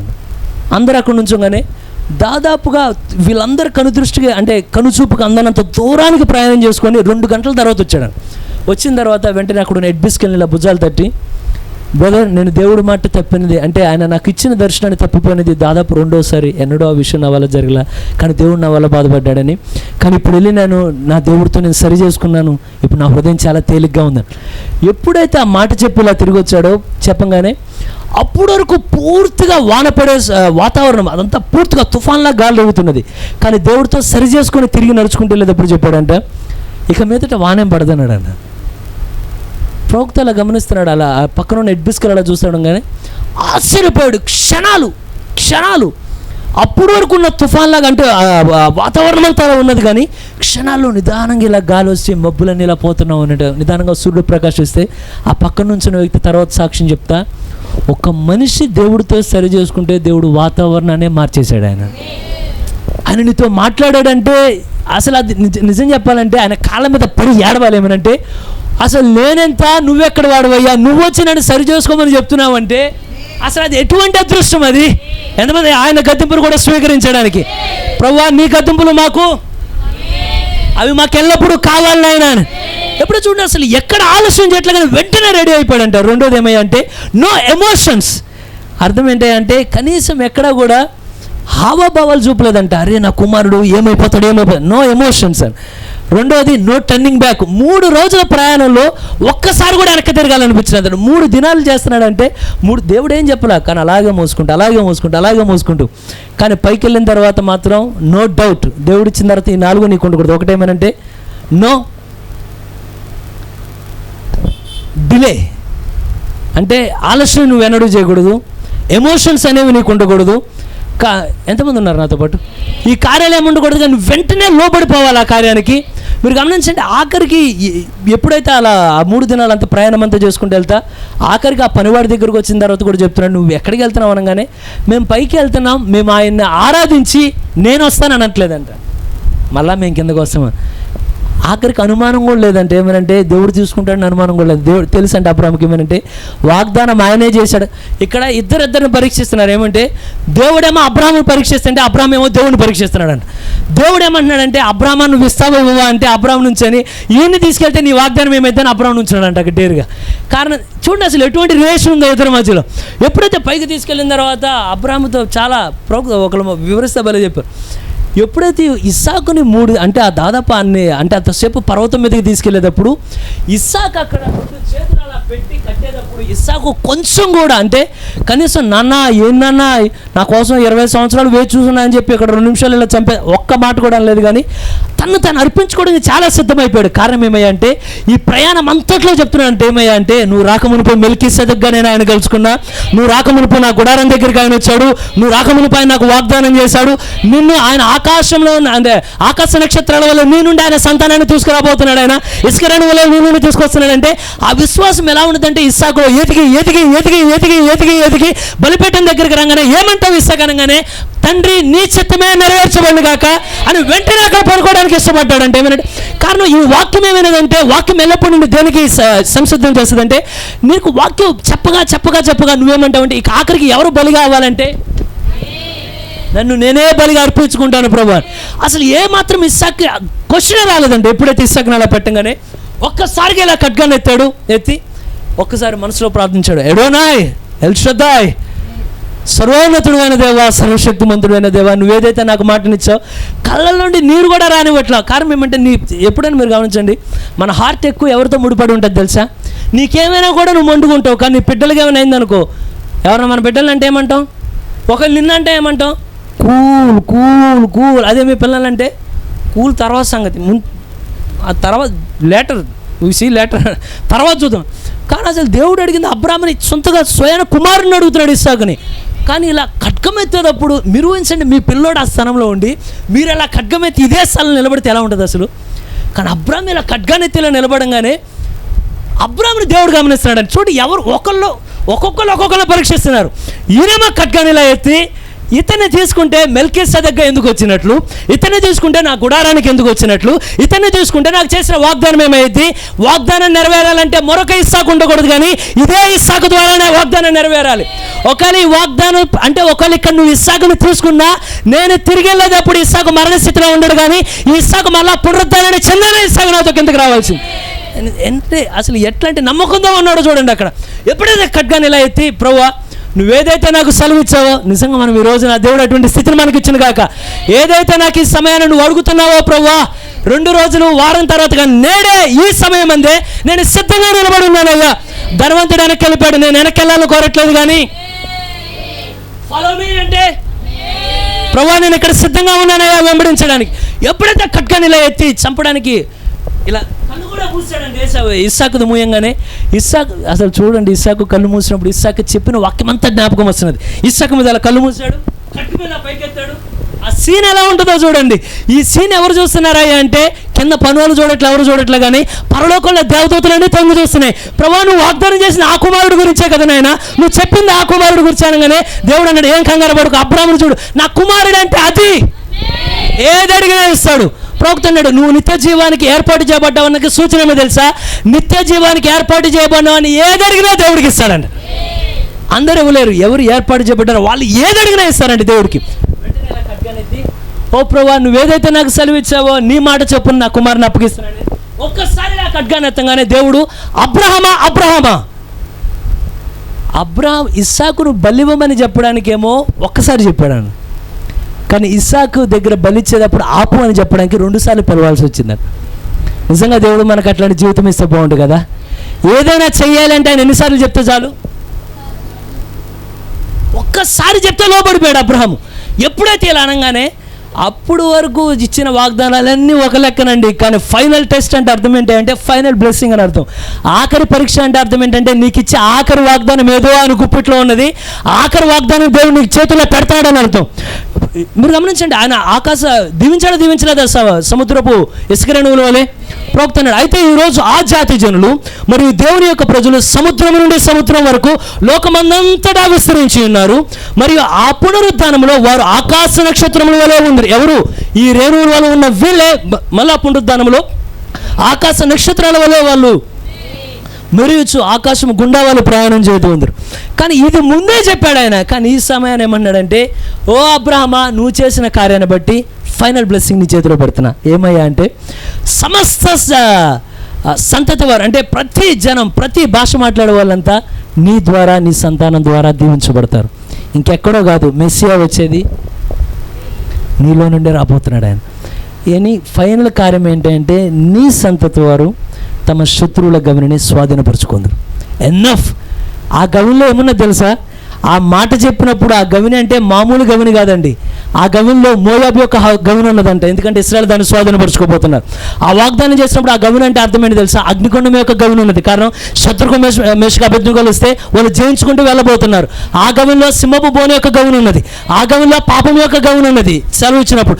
ఆ గవిలో రోగం యొక్క గవిని ఉన్నది. ఆఖరికి ఆ గవిలో మరణం యొక్క గవిని కూడా ఆయన వాగ్దానం చేశాడు. ఏమంటే నీ సంతతి వారు మరణం యొక్క గవిని కూడా వారు స్వాధీనపరుచుకుందరు.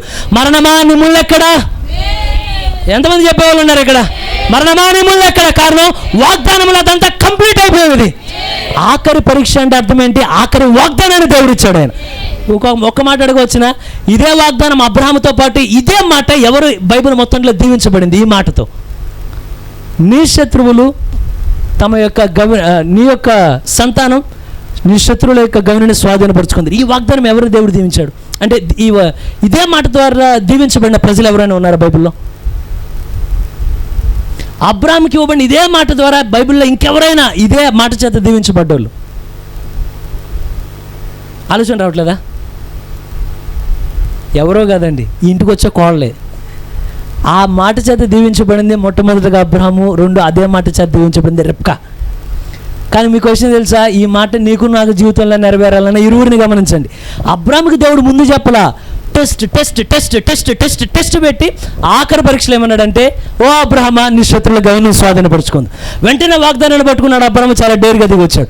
ఇదే వాగ్దానం ఎవరికి ఉన్నదయ్యా అంటే రిబ్కాకి ఎప్పుడు ఇవ్వబడింది తెలుసా? మొట్టమొదటిగా ఇవ్వబడలేదు. కానీ ఎలియాజర్కి ఎప్పుడైతే అబ్రహం చెప్తున్నాడు నా కుమారుడికి నువ్వు భార్యను తీసుకురావాలంగానే, ఎప్పుడైతే ఈ ఎలియాజర్ వెళ్ళేటప్పుడే ఈ ఎలియాజర్ ప్రార్థిస్తున్నాడు. ఏమనంటే, అయ్యా నా యజమాను కుమారుడు కొరకు భార్యను తీసుకెళ్ళడానికి నేను తీసుకెళ్ళవలసిన స్త్రీ అసలు ఎక్కడున్నది? ఈ దేశంలో ఒక కన్యక కాదు, ఎంతోమంది కన్యకలు ఉన్నా కానీ ఏ స్త్రీ నేను తీసుకెళ్ళాలి? ప్రార్థించేటప్పుడు ఎలా ప్రార్థించాలి? ప్రభువా నేను ఆ స్థలానికి వెళ్ళంగానే ఎవరి మీద అయితే నక్షత్రం ఇలా దిగి వస్తుందో, లేకపోతే ఎవరి ముఖం మీద అయితే వెలుగు ఇలా దిగి వస్తుందో, లేకపోతే ఎవరి మీద హస్తం ఉంటుందో, ఇదేమీ చెప్పలేదు. కానీ ప్రార్థనలోనే పరీక్షను పెట్టి అడుగుతున్నాడు. ఏమనంటే, నేను వెళ్ళేటప్పుడు ఏ స్త్రీ అయితే నేను నీళ్ళు అడగంగానే వెంటనే ఏమవ్వాలి? ఆవిడ నేను నీళ్ళు అడగంగానే వెంటనే నా వైపు తిరిగి నీళ్ళు ఇవ్వాలి. నెంబర్ 1 ఒబీడియన్స్ అనేది ఉండాలి. రెండోది ఏమయ్యా అంటే, నాకు నీళ్ళు ఇస్తా, నేను అడగక మునిపే నా ఒంటెలన్నిటికీ నీళ్ళు పోస్తానని చెప్పాలని. అసలు మీరు గమనించండి, అదే ఆ ప్లేస్లోకి వెళ్ళి ఎవరన్నా నీళ్ళు ఇప్పుడున్న వాళ్ళు మీరు ఊహించండి, నాకు నీళ్ళు అంటే గొంతారిపోతుందంటే నీళ్ళు పోయారు. కానీ అక్కడ చూడండి, అసలు ఎవరో ముక్కు తెలియదు, మొహం మీద అసలు ఏమీ తెలియదు. కానీ ఆయన వచ్చేయమన్నాడు అనగానే ప్రవక్త బలే చెప్తున్నాడు. ఈ ఎలియాజర్ వెళ్ళే టైంకి దేవుడు చేసే కార్యాలు ఎలా ఉంటాయి తెలుసా? ఒక నిమిషం ఆలస్యం కాదు, ఒక నిమిషం ముందు కాదు, కానీ టయానికి చేస్తాడు దేవుడు వెళ్ళినప్పుడు. ఈ ఎలియాజర్ ఏమో దూత నడిపి ఎల్లు అనగానే ఆ బావి దగ్గరకు వచ్చే టైంకి అదే టైంలో ఎప్పుడు రిబ్కా లేట్కి వెళ్ళిద్దామో కానీ ఏదో తెలియకుండా దూత కంగారు పడుతుందంట. రిబ్కా వెళ్ళు. దూత అటు మాట్లాడుతుంది, దూత ఇటు మాట్లాడుతుంది. దూత ప్రవక్తతోనే మాట్లాడట్లే. కానీ ఆ దూత ఎక్కడ ఉన్నదంటే మన మధ్యలో ఉండి వర్తమానాన్ని అంగీకరించు, వర్తమానంతో నిలబడు. ఏదేం జరిగినా వర్తమానమే నీ గురి అంటే వర్తమానమే నీ గురి అని. కానీ రెండు వైపులా కరడికి అవతల ఉండేది అదే, కరడికి యువతల వైపు ఉన్నది ఇదే. కనుక కరడుని పిలవగానే స్వరమేకం అవుతున్నది. వెంటనే అక్కడ బిద్దు పట్టుకున్నదండి. పట్టుకోగానే వెంటనే అక్కడ ఉన్న లాభం అనుకుంటాడు. లాభానే కదా, అరే ఏంటి ఎప్పుడు వెళ్ళకుండా ఈరోజు అంటే రోజేమో నీళ్ళు అంటే వెళ్ళదు, ఈరోజు అంటే టక్కమనగానే ఏదో దూత కంగారు పెడుతున్నదండి. వర్తమానం కొరకు కొన్నిసార్లు నీ కష్టం కాదు, కానీ నీలో కరడు పిలిచేట్లు ఆయన పిలిచాడు కనుక నువ్వు లోపల నిలబడ్డావు. అయితే ఎప్పుడైతే బిందు పట్టుకొని వేగంగా వెళ్ళడానికి ఇదే టైంలో ఎలియాజర్ దూత ఏమంటుందా, నువ్వు ప్రార్థించు. వెంటనే ప్రార్థిస్తున్నాడు, ప్రభువా దయచేసి అవి నాకు నీళ్ళు ఇవ్వాలయ్యా. అదేవిధంగా ఇంకా ఈ మాటల పలుకుతో అవ్వక మునిపే వచ్చినదండి రిబ్కా రంగా చూడంగానే వెంటనే అనుకుంటు, ఇప్పుడు నేను నీళ్ళు అడగాల, సరే అమ్మా కొంచెం నీళ్ళ నిత్య జీవం యొక్క నీలో ఉన్నదండి అనుకో గుర్తేమో తెలుసా? నువ్వు ఇతరుల కొరకు జీవిస్తావు అని. అదొక భాగం. అది రిబ్కా చూడంగానే ఆ టైంలో అంటే రకరకాల కన్యకలు రావచ్చు అక్కడికి, అంటే ఎత్తు చెప్పులు వేసుకొని అలా వేసుకోవచ్చు. కానీ ఎప్పుడైతే రిబ్కాని అడగగానే రిబ్కా అంటే చాలా ఒబీడియంట్గా రిబ్కా చూడంగానే ఆవిడ నువ్వు నాకు తాగడానికి నీళ్ళు ఇస్తావనగానే వెంటనే ఆలస్యం చేయకుండా తన దగ్గర ఉన్న కడవ ఇలా కొంచెం ఇలా ముంచి వెంటనే ఇలా వంచి ఇవ్వగానే ఎలియాజర్ తాగుతూ ఉండగానే ఇప్పుడు అడుగుతున్నాడు, అయ్యా మొదటి పరీక్ష ఏమైంది? పాస్.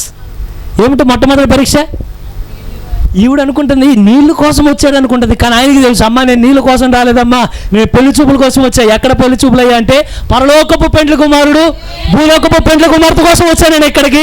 ఈ నీళ్ళు నా కోసం కాదు, ఎవరి కోసమే అంటే నువ్వు నాకు పోసేది కొంచెం గిన్నెడు నీళ్ళు మాత్రం వేస్తున్నావు, కానీ నీ కోసం ఏం తీసుకొచ్చానంటే ఒంటిల నుండి నా బహుమానాలన్నీ నీకే, నా యజమాని నీ కొరకే, నా యజమాని స్థలమంతా నీ కొరకే, నా యజమాని సొంతం చేసుకోవడానికి ఎంతో మంది మా ఊర్లో ఎగబడుతున్నారు, కానీ వర్తమానం ఏమైనదయ్యా అంటే ఎగబడక అసలు ఏమో తెలియకుండా పిచ్చోళ్ళకి వెళ్ళిపోతా ఉంటే రా రా రా నీకోసమే వర్తమానం వచ్చినది.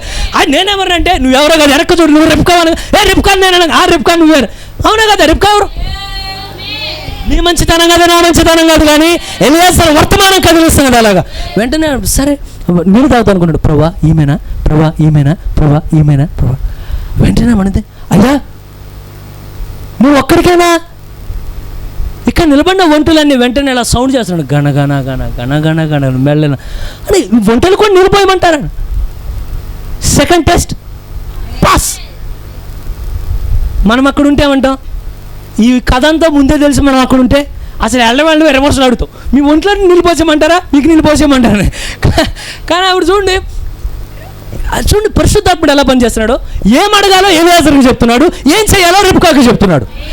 ఎంతమందికి అర్థమైనదో వర్తమానం వచ్చేటప్పుడు ప్రవక్త ద్వారా ఏం చేయాలో చెప్తున్నాడు, ఇక్కడికి వచ్చిన తర్వాత ఎలా లోపడాలో నీకు చెప్తున్నాడు ఆయన. కారణం సేవకుడు లేని స్థలమైనా ఉంటుంది, కానీ నీలో ఉన్న అంతరంగ బోధకుడు లేని సమయం ఏది లేదు, కానీ నీలో ఉన్న అంతరంగ బోధకుడు నువ్వు బోధిస్తాడు ఆ కార్యాలు. మీరు గమనించండి, ఇంతగా ఈ ఒంటలన్నీ కలిపి ఎన్ని నీళ్ళు తాగుతాయి తెలుసా? ఇక లీటర్ నీళ్ళు తాగే వాళ్ళు ఎంతమంది ఉన్నారు రోజుకి?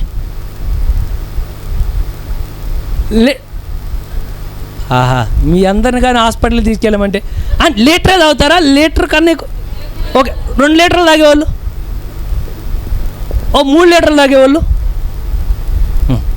ఒక 4 లీటర్లు తాగేవాళ్ళు.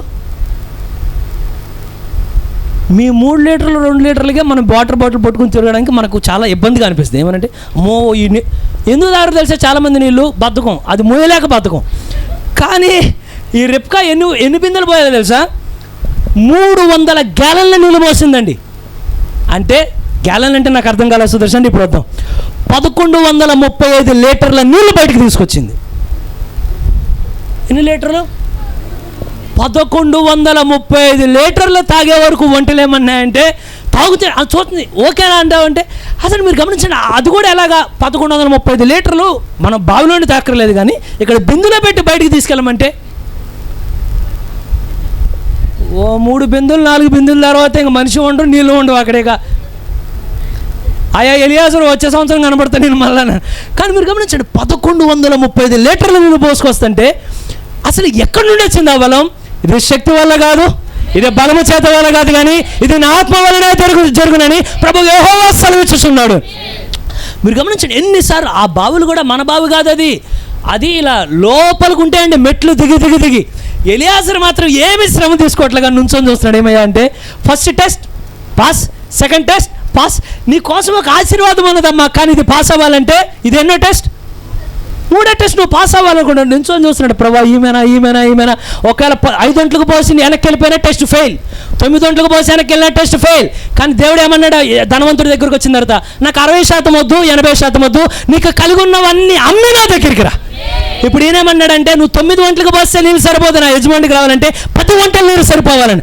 మీరు గమనించండి అసలు ఎలా పోస్తుంటుంది. 16 సంవత్సరాల వయసు ఆవిడికి. ఆ టైంలో జగ్గులు ఉండేవి, జగ్గులు అంటే ఈ జగ్గులు కావు, ఇక్కడ నేను తెత్తుంటాయి జగ్గులు. అవి ఉంటే అసలు నాకు తెలిసి ఒక మనిషిలా పనిచేస్తుంది, ఒక మెషిన్లా పనిచేసి ఉంటుంది. ఏమనంటే కిర్రనిచ్చిన బొమ్మ ఎలా ఉంటుందో, ఒంటరికి వచ్చాడు ఇలా నిలబడి టకటకటకడ. దాదాపు 20 కొన్ని చోట్ల 10 అడుగులు దిగాలి బావి లోపలికి నీళ్ళు తావాలంటే. ఎందుకని వర్తమానాన్ని అందరూ స్వీకరించలేకపోతున్నారు? 20 అడుగులు దిగలేరు లోపలికి, 10 గంటలకు నీళ్ళు పోయలేరు. కానీ నువ్వు నేను ఎలా స్వీకరించామంటే 20 అడుగులు దిగడానికన్నా సిద్ధపడ్డాం, 10 గంటలకు నీళ్ళు పోయడానికి సిద్ధపడ్డాం. వాక్యం చెప్పిందల్లా లోబడ్డానికి. మా వల్ల కాదు, నిలబడింది మేము కాదు, కానీ నాయన దయచేసి మమ్మల్ని నువ్వు నిలబెట్టు నాయన. ఈ వర్తమానం అందరూ ఎందుకు స్వీకరించలేరు? అందరూ ఒంటెలకు నీళ్ళు పోయలేరు. దానికి కారణం నువ్వే ఒంటికి నీరు పోస్తున్నావో ఆ ఒంటికి అర్థమేమంటే అది బలం తెచ్చుకొని ఎవరినో మోయదు, తర్వాత నిన్నే ఎక్కిస్తుంది దాని మీదకి. ఎక్కడికి? ఇస్సాకు దగ్గరికి నిన్ను చేర్చారు. మీరు గమనించండి, ఇది కూడా అవ్వగానే ఎలియాజరు అన్నాడు, ప్రవ్వా ఈ టెస్ట్ కూడా అయిపోయింది ప్రవ్వా, ఈవిడే అంటావా? అరే నీళ్ళు ఇస్తే సరిపోదు, ఇంకా ఫైనల్ టెస్ట్ ఉంది. ఎప్పుడైతే ఇంటికి వచ్చారు, ఇంటికి రాగానే అవన్నీ కార్యాలన్నీ జరుగుతున్నాయి, అక్కడ జరుగుతూ ఉండగానే స్వీకరించారంతా మనకు తెలుసు. అయిపోయిన తర్వాత ఫైనల్గా అడుగుతున్నాడు ఎలియాజర్, అయ్యా ఇదంతా నా వల్ల కాదు, ఇదంతా దేవుడు చాలా దయ చూపించి కార్యం అంతా జరిగించాడు, ఇది యెహోవా వల్ల కలిగిన కార్యం ఇదంతా గనుక మరి ఇప్పుడు ఈ సమయం అయింది, నన్ను వెళ్ళిపోమంటావా? అయ్యా మేము వెళ్ళమని వద్దని మేమేం చెప్పలేం, కానీ ఈ టైం మాది కాదు, కానీ ఈ చిన్న వధువుకి ఇవ్వబడిన సమయం ఇది. మీరు గమనించండి, అక్కడ నిలబడింది ఎవరు? ఎవరు? యువతలు నిలబడింది ఎవరు? ఆయన ఎటువైపు చూస్తున్నాడు? ఆయన రైట్. ఎంతమంది కదా ఫేస్ ఎటువైపు ఉంది? కానీ మీరు 1963లో వచ్చిన మేఘం ఎటువైపు చూస్తుంది? మేఘంలో ఉన్న ఫేస్ ఇటువైపు చూస్తుందా, ఇటువైపు చూస్తుందా?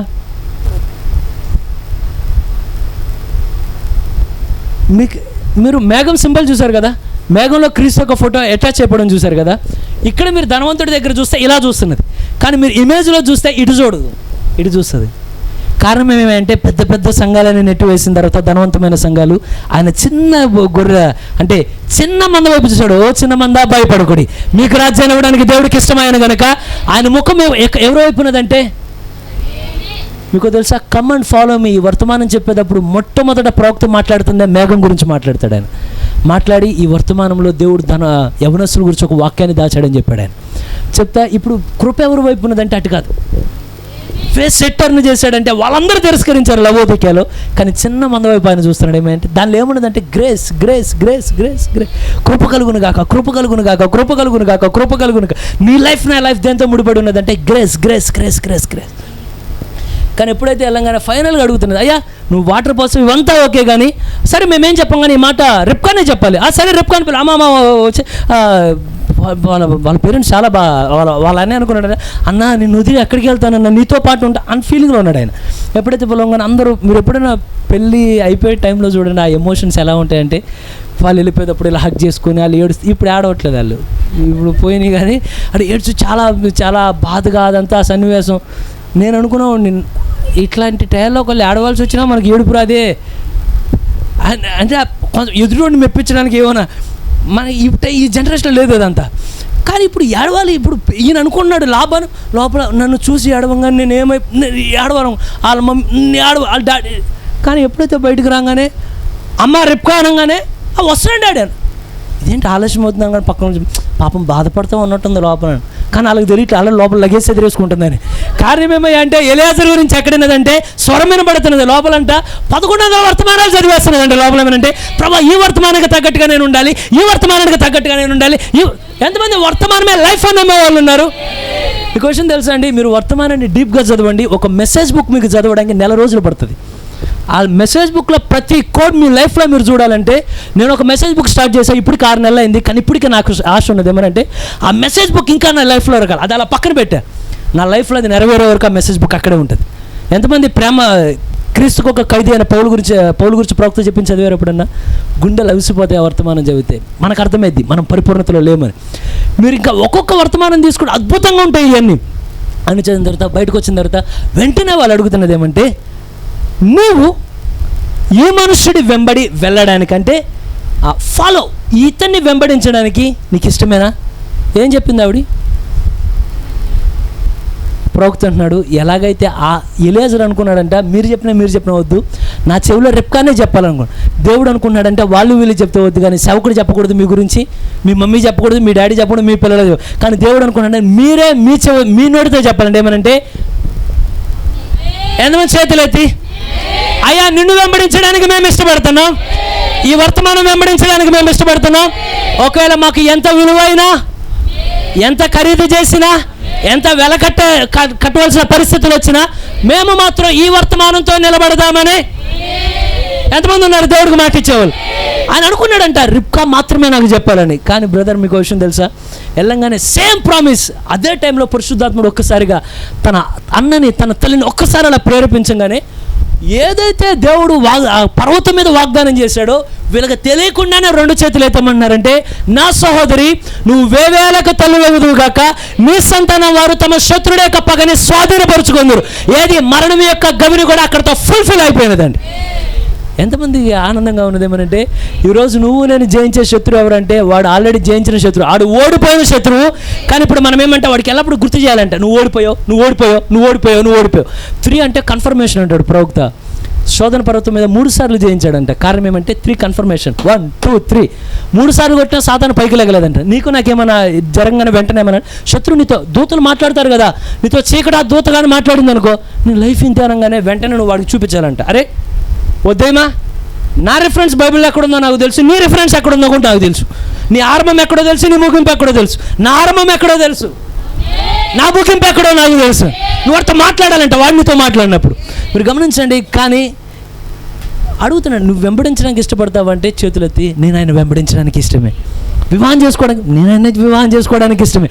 ఆ ఒంటల మీద నిదానంగా నిదానంగా నిదానంగా నిదానంగా నిదానంగా వెళ్తూ ఉండగానే మీరు గమనించండి, సేమ్ క్వశ్చన్ ప్రవక్తున్నాడు ఇక్కడున్న ప్రతి ఒక్కరికి ఉన్నది. కారణం నీ జీవితంలో ఈ మెసేజ్ని ఏమనిపించచ్చు అంటే, అరే ఆయన వెంబడించమని ఇప్పుడు నేను ఎప్పుడో వెంబడించాను. కానీ ప్రవక్త అన్నాడు, ఇది ఒకరోజు పరీక్ష కాదు, నీ ఆయుష్కాలం వరకు పరీక్ష వెంబడి పరీక్ష, పరీక్ష వెంబడి పరీక్ష, పరీక్ష వెంబడి. ఎక్కడంటే నీ ఆయుష్కాలం అయ్యే వరకు పరీక్ష పెడతాడు, కానీ ఎక్కడో ఆఖరి పరీక్ష ఉంటుంది. ఆఖరి పరీక్షను ఎప్పుడైతే నువ్వు జయిస్తావో నీకు దేవుడు ఆఖరి వాగ్దానాన్ని నీ చేతిలో పెడతాడు. ఎంతమంది ఆఖరి వాగ్దానం పొందుకునేంత వరకు ఆరోగ్యం తాగిపోవద్దు, ఆర్థికమైన వాడు తాగిపోవద్దు, కుటుంబ సమస్యలు తాగిపోవద్దు, చిన్న చిన్న అక్కర్లు తాగిపోవద్దు. కానీ ఏమంటే ప్రభు ఆ ఫైనల్ ప్రామిస్ నా చేతిలో పెట్టాయా. కారణం కానీ ఎప్పుడైతే ఈ ధనవంతుడు చనిపోగానే ఎప్పుడైతే రివర్స్ వెళ్ళిపోయాడు కదా, వెళ్ళిపోయి ఎప్పుడైతే చనిపోగానే అంత పెద్ద మీటింగ్ పెట్టారంట ఆ చర్చిలో. ఏమనంటే, ఓ బ్రదర్స్ అండ్ సిస్టర్స్, ఈ రోజున మన చర్చిలో ఉన్న చాలా మంచి విశ్వాసి తన యొక్క ఆయుష్కాలను కోల్పోయినందుకు మేము చాలా చింతిస్తున్నాం అనగానే అందరూ పూలు గీలేస్తున్నారంటే చాలా హడావిడి చేయగానే. మీరు గమనించండి, ఎక్కడైనా బయట ఎవరైనా చనిపోతే వాళ్ళ గురించి వాళ్ళకి తెలియనంత మంచి ఇల్లే చెప్తారు. ఏమనంటే, వాళ్ళు ఇచ్చేసి ధనవంతుడు నాకు తెలుసు అనుకుంటాడు కింద, ఇయర్ నేను ఎప్పుడు చేశాను అవన్నీ చెప్తా ఉండగానే అతను చాలా అక్కడ కూర్చున్న వాళ్ళు కూడా అబ్బా అబ్బా అని చెప్తున్నాడు. ఈ యవనస్తుడు ఎంతోమంది జీవితాన్ని ప్రభావితం చేశాడని అందరూ విన్నారు.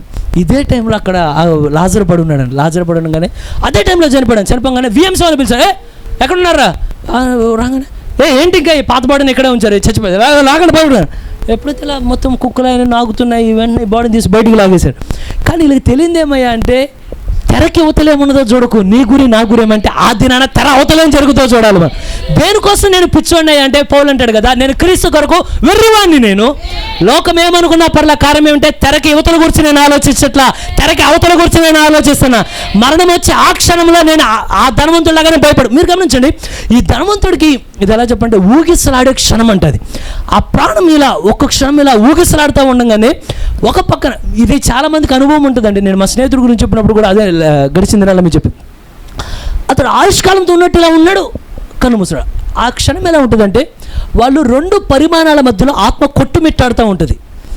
ఒక పక్కనేమో అలా వాళ్ళు దెయ్యాలు తిరగడం చూస్తూ ఉంటారు, ఒక పక్కన అగ్నిగుండం, ఒక పక్కన చూస్తాం, మళ్ళీ యువతలకు వచ్చి మళ్ళీ చూస్తాం. ఆ క్షణం అంటే ఆ చివరి ఎలా చెప్పాలంటే ఆ చివరి బిందువు తెగే సమయంలో ఎలా ఉంటుంది అంటే, ప్రాణం వచ్చేటప్పుడు ఇలా కొట్టుమిట్టాడుతూ ఉండగానే ఒకసారి చూడంగా అగ్నిగుండం కనపడుతుంది, అమ్మో దెయ్యాలంటాడు. మళ్ళీ యువతలకు రాగానే వాళ్ళందరూ పాట పాడుతున్నారు, ఓ సహోదరుడా దేవుని దీవించిన కాక నేను అక్కడికి వెళ్ళిపోతున్నాను. ఒకవైపు ఇటు చూస్తున్నాడు, ఒకవైపు ఇటు చూస్తాను. కానీ అతని గుండెల్లో తెలిసి ఏమనంటే, ఇప్పుడు వరకు నేను ఏదైతే దేనికోసమైతే డబ్బు దాచుకున్నానో డబ్బు లేదు అక్కడ, అక్కడ పూలు లేక, అక్కడ దేవుళ్ళు లేడు, అక్కడ ఏమీ లేదు అక్కడ. కానీ ఇదే ధనవంతుడు ప్రాణం ఎప్పుడైతే ఊగిసలాడుతూ ఉండగానే యువతలు చూడంగా కురుపులు నొప్పులుగా కనపడతాయి. కానీ ప్రాణం ఒక్కసారి అలా వెళ్ళంగానే పరలోకంలో ఆకాశ పక్షులు కనపడుతున్నాయి, పరలోకంలో స్వరాలు వినబడుతున్నాయండి, పరలోకంలో తనకు తెలిసే వాళ్ళు కనబడతా ఉన్నారు. మళ్ళీ వెంటనే ఇలా వస్తున్నది, మళ్ళీ కురుపులు చూసి అనుకున్నాడు, ఓ ప్రభు ఓ ప్రభు. మీరు ఫ్లైట్లో మీరు గమనించండి, ఎప్పుడైనా ఎయిర్పోర్ట్లో ఎవరైనా వేరే దేశం నుండి రాగానే వాళ్ళు రిసీవ్ చేసుకోవడానికి ప్రజలు వెళ్తారు, బొకేలు అయ్యాన్ని పట్టుకొని వెళ్తారు.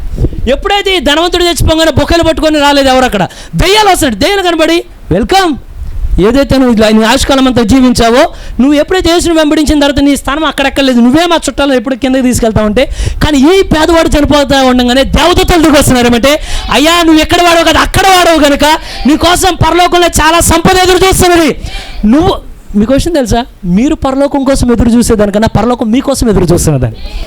నీ పేరు పరిశుద్ధ గ్రంథంలో ఉన్నదనే దానికన్నా గొర్రెపిల్ల జీవ గ్రంథంలో ఉన్న నీ పేరే నీ గురించి ఎక్కువ ఎదురు చూస్తున్నది. ఏమంటే నువ్వు పడినప్పుడల్లా నీ వెన్ను తడుతూ ఉంటుంది, నీ తేఫని నీతో మాట్లాడుతూ ఉంటుంది. ఏమనంటే, ఆపు మాకు ప్రయాణాన్ని, ఆపు మాకు ప్రయాణాన్ని, వెంబడించు వెంబడించు వెంబడించు వెంబడించు వెంబడించు. కానీ ఒక్కసారి 2 స్టోరీలు అవ్వగానే ఒకడేమో అక్కడ అగ్నిగుండంలోకి వెళ్ళి ఏడుపు ఏడుపు ఏడుపు ఏడుపు. అప్పుడు అడుగుతున్నాడంటే, అయ్యా ఆ లాజరుని పంపించి చుక్క నీళ్ళు పోయ్యా, కానీ టూ లేట్, చాలా ఆలస్యం అయిపోయినది. ఏ అంటే నువ్వు బ్రతుకున్నప్పుడు ఎప్పుడైతే నిత్య జీవపు ఊటను తిరస్కరించావో నీకు నీటి చుక్క కూడా దొరకదు కదా. అక్కడ నువ్వు బ్రతుకున్నప్పుడు ఎవరో గురించి కాదు, అసలు నీ గురించి నువ్వు ప్రార్థన చేసుకునే స్థితిలో లేవు. కానీ ఇప్పుడు అన్నాడు, ప్రభువా నా సహోదరులు అక్కడ ఉన్నారు, నశించిపోయే ఆత్మల గురించి చాలా విపరీతమైన భారం వచ్చిందంట. నీకు ఆ భారం ఉంటే ఇప్పుడే అడుగు, ప్రభువా నాకు దయచేసి నశించిపోయే ఆత్మల గురించి భారాన్ని ఇవ్వని. అక్కడికి వెళ్ళిన తర్వాత వచ్చే భారం వల్ల నీకు ప్రయోజనం లేదు, వాళ్ళకి ప్రయోజనం లేదు. అక్కడికి వెళ్ళాడు, ప్రభువా దయచేసి వారి కొరకు పంపించండి. It's too late too late too late two. ప్రవక్త అన్నాడు, ఈ వర్తమానం నేను చెప్పేటప్పుడు అతను ఎక్కడున్నాడో తెలుసా? ఇప్పుడు మీరు నేను వర్తమానం చెప్తున్నా, మీరు వింటున్నారు, ఇతని గురించి రాసిన స్వయాన ఈ క్షణాన్ని అతను ఎక్కడున్నాడు? ఒకవేళ అదే వ్యక్తిని కానీ నేను బయటికి పిలిచి ఈ మైక్ ఇస్తే నాకన్నా బలంగా మీకు వాక్యాన్ని చెప్తాడు, 2 చేతులు పెట్టి చెప్తాడు, దయచేసి నీ లైఫ్లో ఏదన్నా వదులుకో, కానీ నిత్య జీవాన్ని వదులుకో మాకు. దేవుడు దయ చూపించిన గాక. కానీ అదే ఛాన్స్ యవనస్తుడైన మోషేకి రాగానే సింహాసనం మీద కాలులా పెట్టి ఉంచున్నాడు. పక్కన ప్రవక్త చెప్తున్నాడు, సింహాసనం మీద అలా కాలు పెట్టి ఉంచాడంట. అంటే మొత్తం అయిందే. యువతల వైపు చూడంగానే వాళ్ళ అమ్మ చెప్తుందట, వాళ్ళని వాళ్ళ సహోదరులు, వాళ్ళని తల్లి, వాళ్ళు అనగానే చూసి క్రీస్తు విషయమైన నింద గొప్ప భాగ్యమని ఎంచి ఈ స్థలంలో అలా ఒక్కసారి సింహాసనం కాదనుకున్నాడంట, పనివాళ్ళ బట్టలు వేసుకున్నాడు. ఎప్పుడైతే వెళ్ళంగానే మీరు గమనించండి, ఇదే మోషే చనిపోతే ఏడుస్తూ అక్కడికి లేడు, కానీ డెడ్ బాడీ దగ్గర కూడా దేవదూతను దేవుడు పంపాడు. ఆయన కనీసం బాడీ కూడా ఎవరికి దొరకనలేదు. ఆయన ఆఖరికి మళ్ళీ రూపాంతర పర్వతం మీద మోషేని తెస్తున్నాడు. ఆయన మరలా రాబోతున్నాడా మోషే? మరలా దేవుడు మోషేని యూదుల మధ్యలోకి దేవుడు మరలా పరిచయం వరకు పిలవబోతున్నాడు. ఆయన ఇదే మోషే అవతలికి వెళ్ళిన తర్వాత ఉంటాడు. మీరు చూడండి, ఇదే యవన ప్రాయంలో ఉన్నప్పుడు పౌలుడిగా దేవుడు కలవంగానే పౌలు అన్నాడు, నాకు కలిగిన సమస్తం పెంటతో నష్టంగా ఎంచుకున్నా, కారణం ఆవలగట్టును నా కొరకు నీతి కిరీటం ఎదురు చూస్తున్నది, ఆవలగట్టును నా పేరు నా కొరకు ఎదురు చూస్తున్నది. ఈరోజు ఎక్కడున్నాడు పౌలు? ఈ సమయాన పౌలు ఎక్కడున్నాడు తెలుసా? అక్కడున్న అకులతోనూ, అక్కడున్న ప్రిస్కిల్లతోనూ, అక్కడున్న లూదియాతోనూ చేతులు కలుపుతా, ఓ కొద్ది సమయం ఆగండి, మన మిగతా సహోదరులు కూడా వాళ్ళు కూడా మనకి పరలోకంలోకి రావాల్సి ఉన్నారు. ఎలాంటి అట్మాస్ఫియర్లో ఉంటాడు ఇప్పుడు పౌలు? ఇదే ఛాన్స్ పేతురుకు వచ్చినదంట. పేతురు లెక్కే చేయలేదంట, చేపలు గేపలు మొత్తం వలన మొత్తం విడిచిపెట్టాడు. కానీ సింహాసనం మీద కూర్చుండేటప్పుడు పేతురు ఫీలింగ్ ఎలా ఉంటుంది? కిరీటం పెట్టుకొని కూర్చోబోతున్నాడు పేతురు. సోదరుడా, ఏదైనా వదిలిపెట్టి నీ లైఫ్లో, కానీ ఒకటి మాత్రం విడిచిపెట్టుకో, ఎటర్నల్ లైఫ్. ఎటర్నల్ లైఫ్ అంటే baptism of the holy ghost, పరిశుద్ధాత్మ బాప్తిజం. ఎటర్నల్ లైఫ్ అంటే నీలో ఉండే దేవుని యొక్క వెలుగు. ఎంతమంది ప్రభువా మాకు అది కావాలని కోరుతున్నాం? మేమే స్థలంలో ఇప్పుడు మేము కూడా ఏం చెప్పాలంటే, ఆయన వెంబడించడానికి ఇష్టం అంటే, యేసుని వెంబడించడానికి నీకు ఇష్టం అంటే, ఆయన నా నుండి కాదు నీ నుండి ఆయన ఎలా కోరుతున్నాడు. దేవుడి కొద్ది లేఖనాలు ఆయన దీవించడం కాక దయచేసి అందరూ లేచినప్పుడు. Hallelujah, hallelujah, hallelujah, hallelujah. Aradhana, Atma Preripana, Stutula Sankirtana, దైవ సందర్శన, స్తుతుల సంకీర్తన, దైవ సందర్శన. దీనుల మొరను ఆలించును, దీవెన వర్షం కురిపించును. దీనుల మొరను ఆలించును, దీవెన వర్షము కురిపించును. హృదయ శుద్ధి పరివర్తన, సత్యముతో ఆరాధన. హృదయ శుద్ధి పరివర్తన, సత్యముతో ఆరాధన. స్తుతుల సంకీర్తన, దైవ సందర్శన. స్తుతుల సంకీర్తన, దైవ సందర్శన. హల్లెలూయా హల్లెలూయా హల్లెలూయా హల్లెలూయా హల్లెలూయా హల్లెలూయా హల్లెలూయా హల్లెలూయా. ఆరాధనా ఆత్మ ప్రేరేపణ స్తుతుల సంకీర్తన దైవ సందర్శన. స్తుతుల సంకీర్తన దైవ సందర్శన దైవ సందర్శన. పరిశుద్ధుడైన మా తండ్రి, నువ్వు ఎల్లప్పుడూ కోరుకునేది మా ప్రభువా పరిపూర్ణత. మా తండ్రి అతడు సంపూర్ణుడు అగుటకు కోరిన ఎడలా అని మీరు అన్నారు. మా తండ్రి నాయన అనేకమైన వాటిని కలిగి ఉన్నాడు కానీ సంపూర్ణతను కలిగలేడు. మా తండ్రి అదే కార్యాన్ని మీరు ఒకానొక సమయంలో అబ్రహాముతో కూడా చెప్పారు. అబ్రహామా, నా సన్నిధిలో నిందారహితుడుగా ఉండు అని. మా ప్రభువా ఎవరితో చెప్పినా కూడా మీరు అదే మాటను చెప్తున్నారు. మా తండ్రి సంపూర్ణతను మీరు కోరుతున్నారు. ఏ యుగంలో చెప్పినప్పటికీ, మా తండ్రి ఏ తరములో మీరు చెప్పినప్పటికీ, మా దేవుడు నువ్వు సంపూర్ణతను కోరుతున్నావు. మిగిలినన్నిటి కాలాలన్నింటిలో కంటే ఈ చివరి గడియలో మరీ ఎక్కువగా ప్రభువా మా తండ్రి ఎంతగా సంపూర్ణమైన వాక్యాన్ని బయలుపరుస్తున్నారు, అంతగా నువ్వు సంపూర్ణతను కోరుచు ఉండగా మా తండ్రి ఒకానొక కాలంలో చూసి చూడనట్లుగా మీరు వ్యవహరించి ఉన్నారు కానీ ఈ చివరి కాలంలో చూసి చూడనట్లుగా వ్యవహరించుటలేదు ప్రభువా. మా తండ్రి నాయన, మాలో ప్రతి ఒక్కరూ ఆ కార్యాన్ని గ్రహించుకోవడానికి సహాయము చేయండి. మా తండ్రి ధనవంతులు అనబడిన వారు పరిశుద్ధ గ్రంథంలో నుంచి మేము చూడగలుగుతున్నాం. మా తండ్రి నాయన వారు ధనవంతులే కానీ మా ప్రభువా ఒకానొక సమయంలో వాటిని విడిచిపెట్టి దేవునితోనే నిలబడడానికి తాగే నీరు కూడా, ప్రాణాన్ని నిలబెట్టుకోవడానికి తాగే నీరు కూడా పానీయార్పణముగా ఒలికించినటువంటి దావీదుని మేము చూస్తూ ఉన్నాం. సొంత బిడ్డని అర్పించడానికి సిద్ధపడ్డ అబ్రహామును మేము చూస్తూ ఉన్నాం. మా తండ్రి నాయన వారికి తమకిష్టమైనది ఏదైనా సరే దేవుని కొరకు విడిచిపెట్టే వారిని మీ లేఖనాల్లో మేము చూస్తూ ఉన్నాం తండ్రి. మరి ఈ సమయంలో ఇప్పటి వరకు కూడా మీ దాసుని మీరు బలపరుచుకొని మా తండ్రి నాయన మీరు మాట్లాడినటువంటి వాక్కులను బట్టి మీకే స్తోత్రాలు. మరింతగా బలపరచండి, సహాయము చేయండి. మరి చేరి వచ్చిన వారందరూ కూడా మా ప్రభువా ఒకే దృష్టిని కలిగి ఉండడానికి సహాయము చేయండి. ఎన్నడూ కూడా నీవు భక్తిని 50% కోరుకోలేదు, 60% కోరుకోలేదు, 70, 80, 90% కూడా కాదు, 100% కోరుతున్న వాడవు నీవే.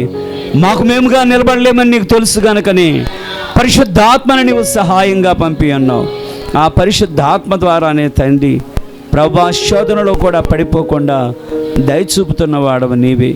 మరి ఈ స్థలంలోకి వచ్చిన ఏ సహోదరుడు, ఏ సహోదరి నేను ఎలా పరిపూర్ణుడు కాగలను అనే సందేహం రాకుండా ఏ దేవుడైతే నన్ను ఏర్పాటు చేసుకొని ఉన్నారో ఆ దేవుడే నన్ను పరిపూర్ణుడిగా నిలబెట్టగలడని ఆయన రక్తమును చూస్తూ, ఆయన యొక్క కృపను చూస్తూ, ఆయన యొక్క దయాదాక్షిణ్యమును చూపిస్తూ ఆయనే నాకు మార్గదర్శి అని సంపూర్ణముగా సమర్పించుకున్న హృదయాలను ప్రతి ఒక్కరిలో మీరు అనుగ్రహించండి.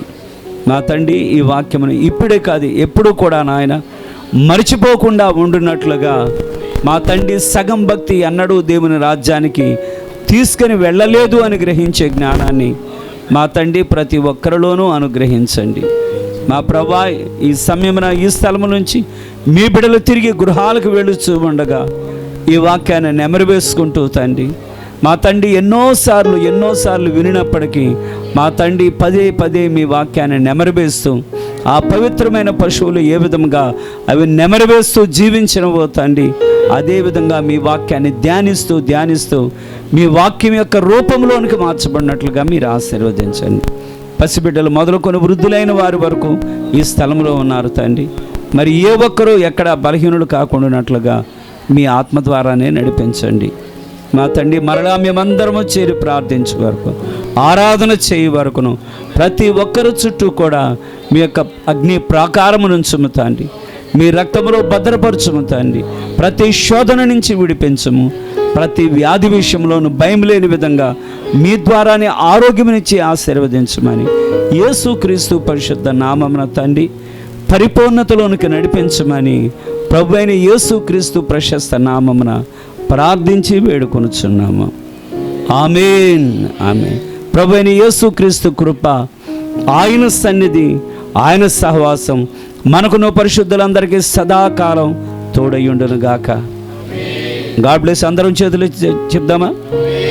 ఆమేన్. God bless. దేవుడు మేము దీవించును గాక.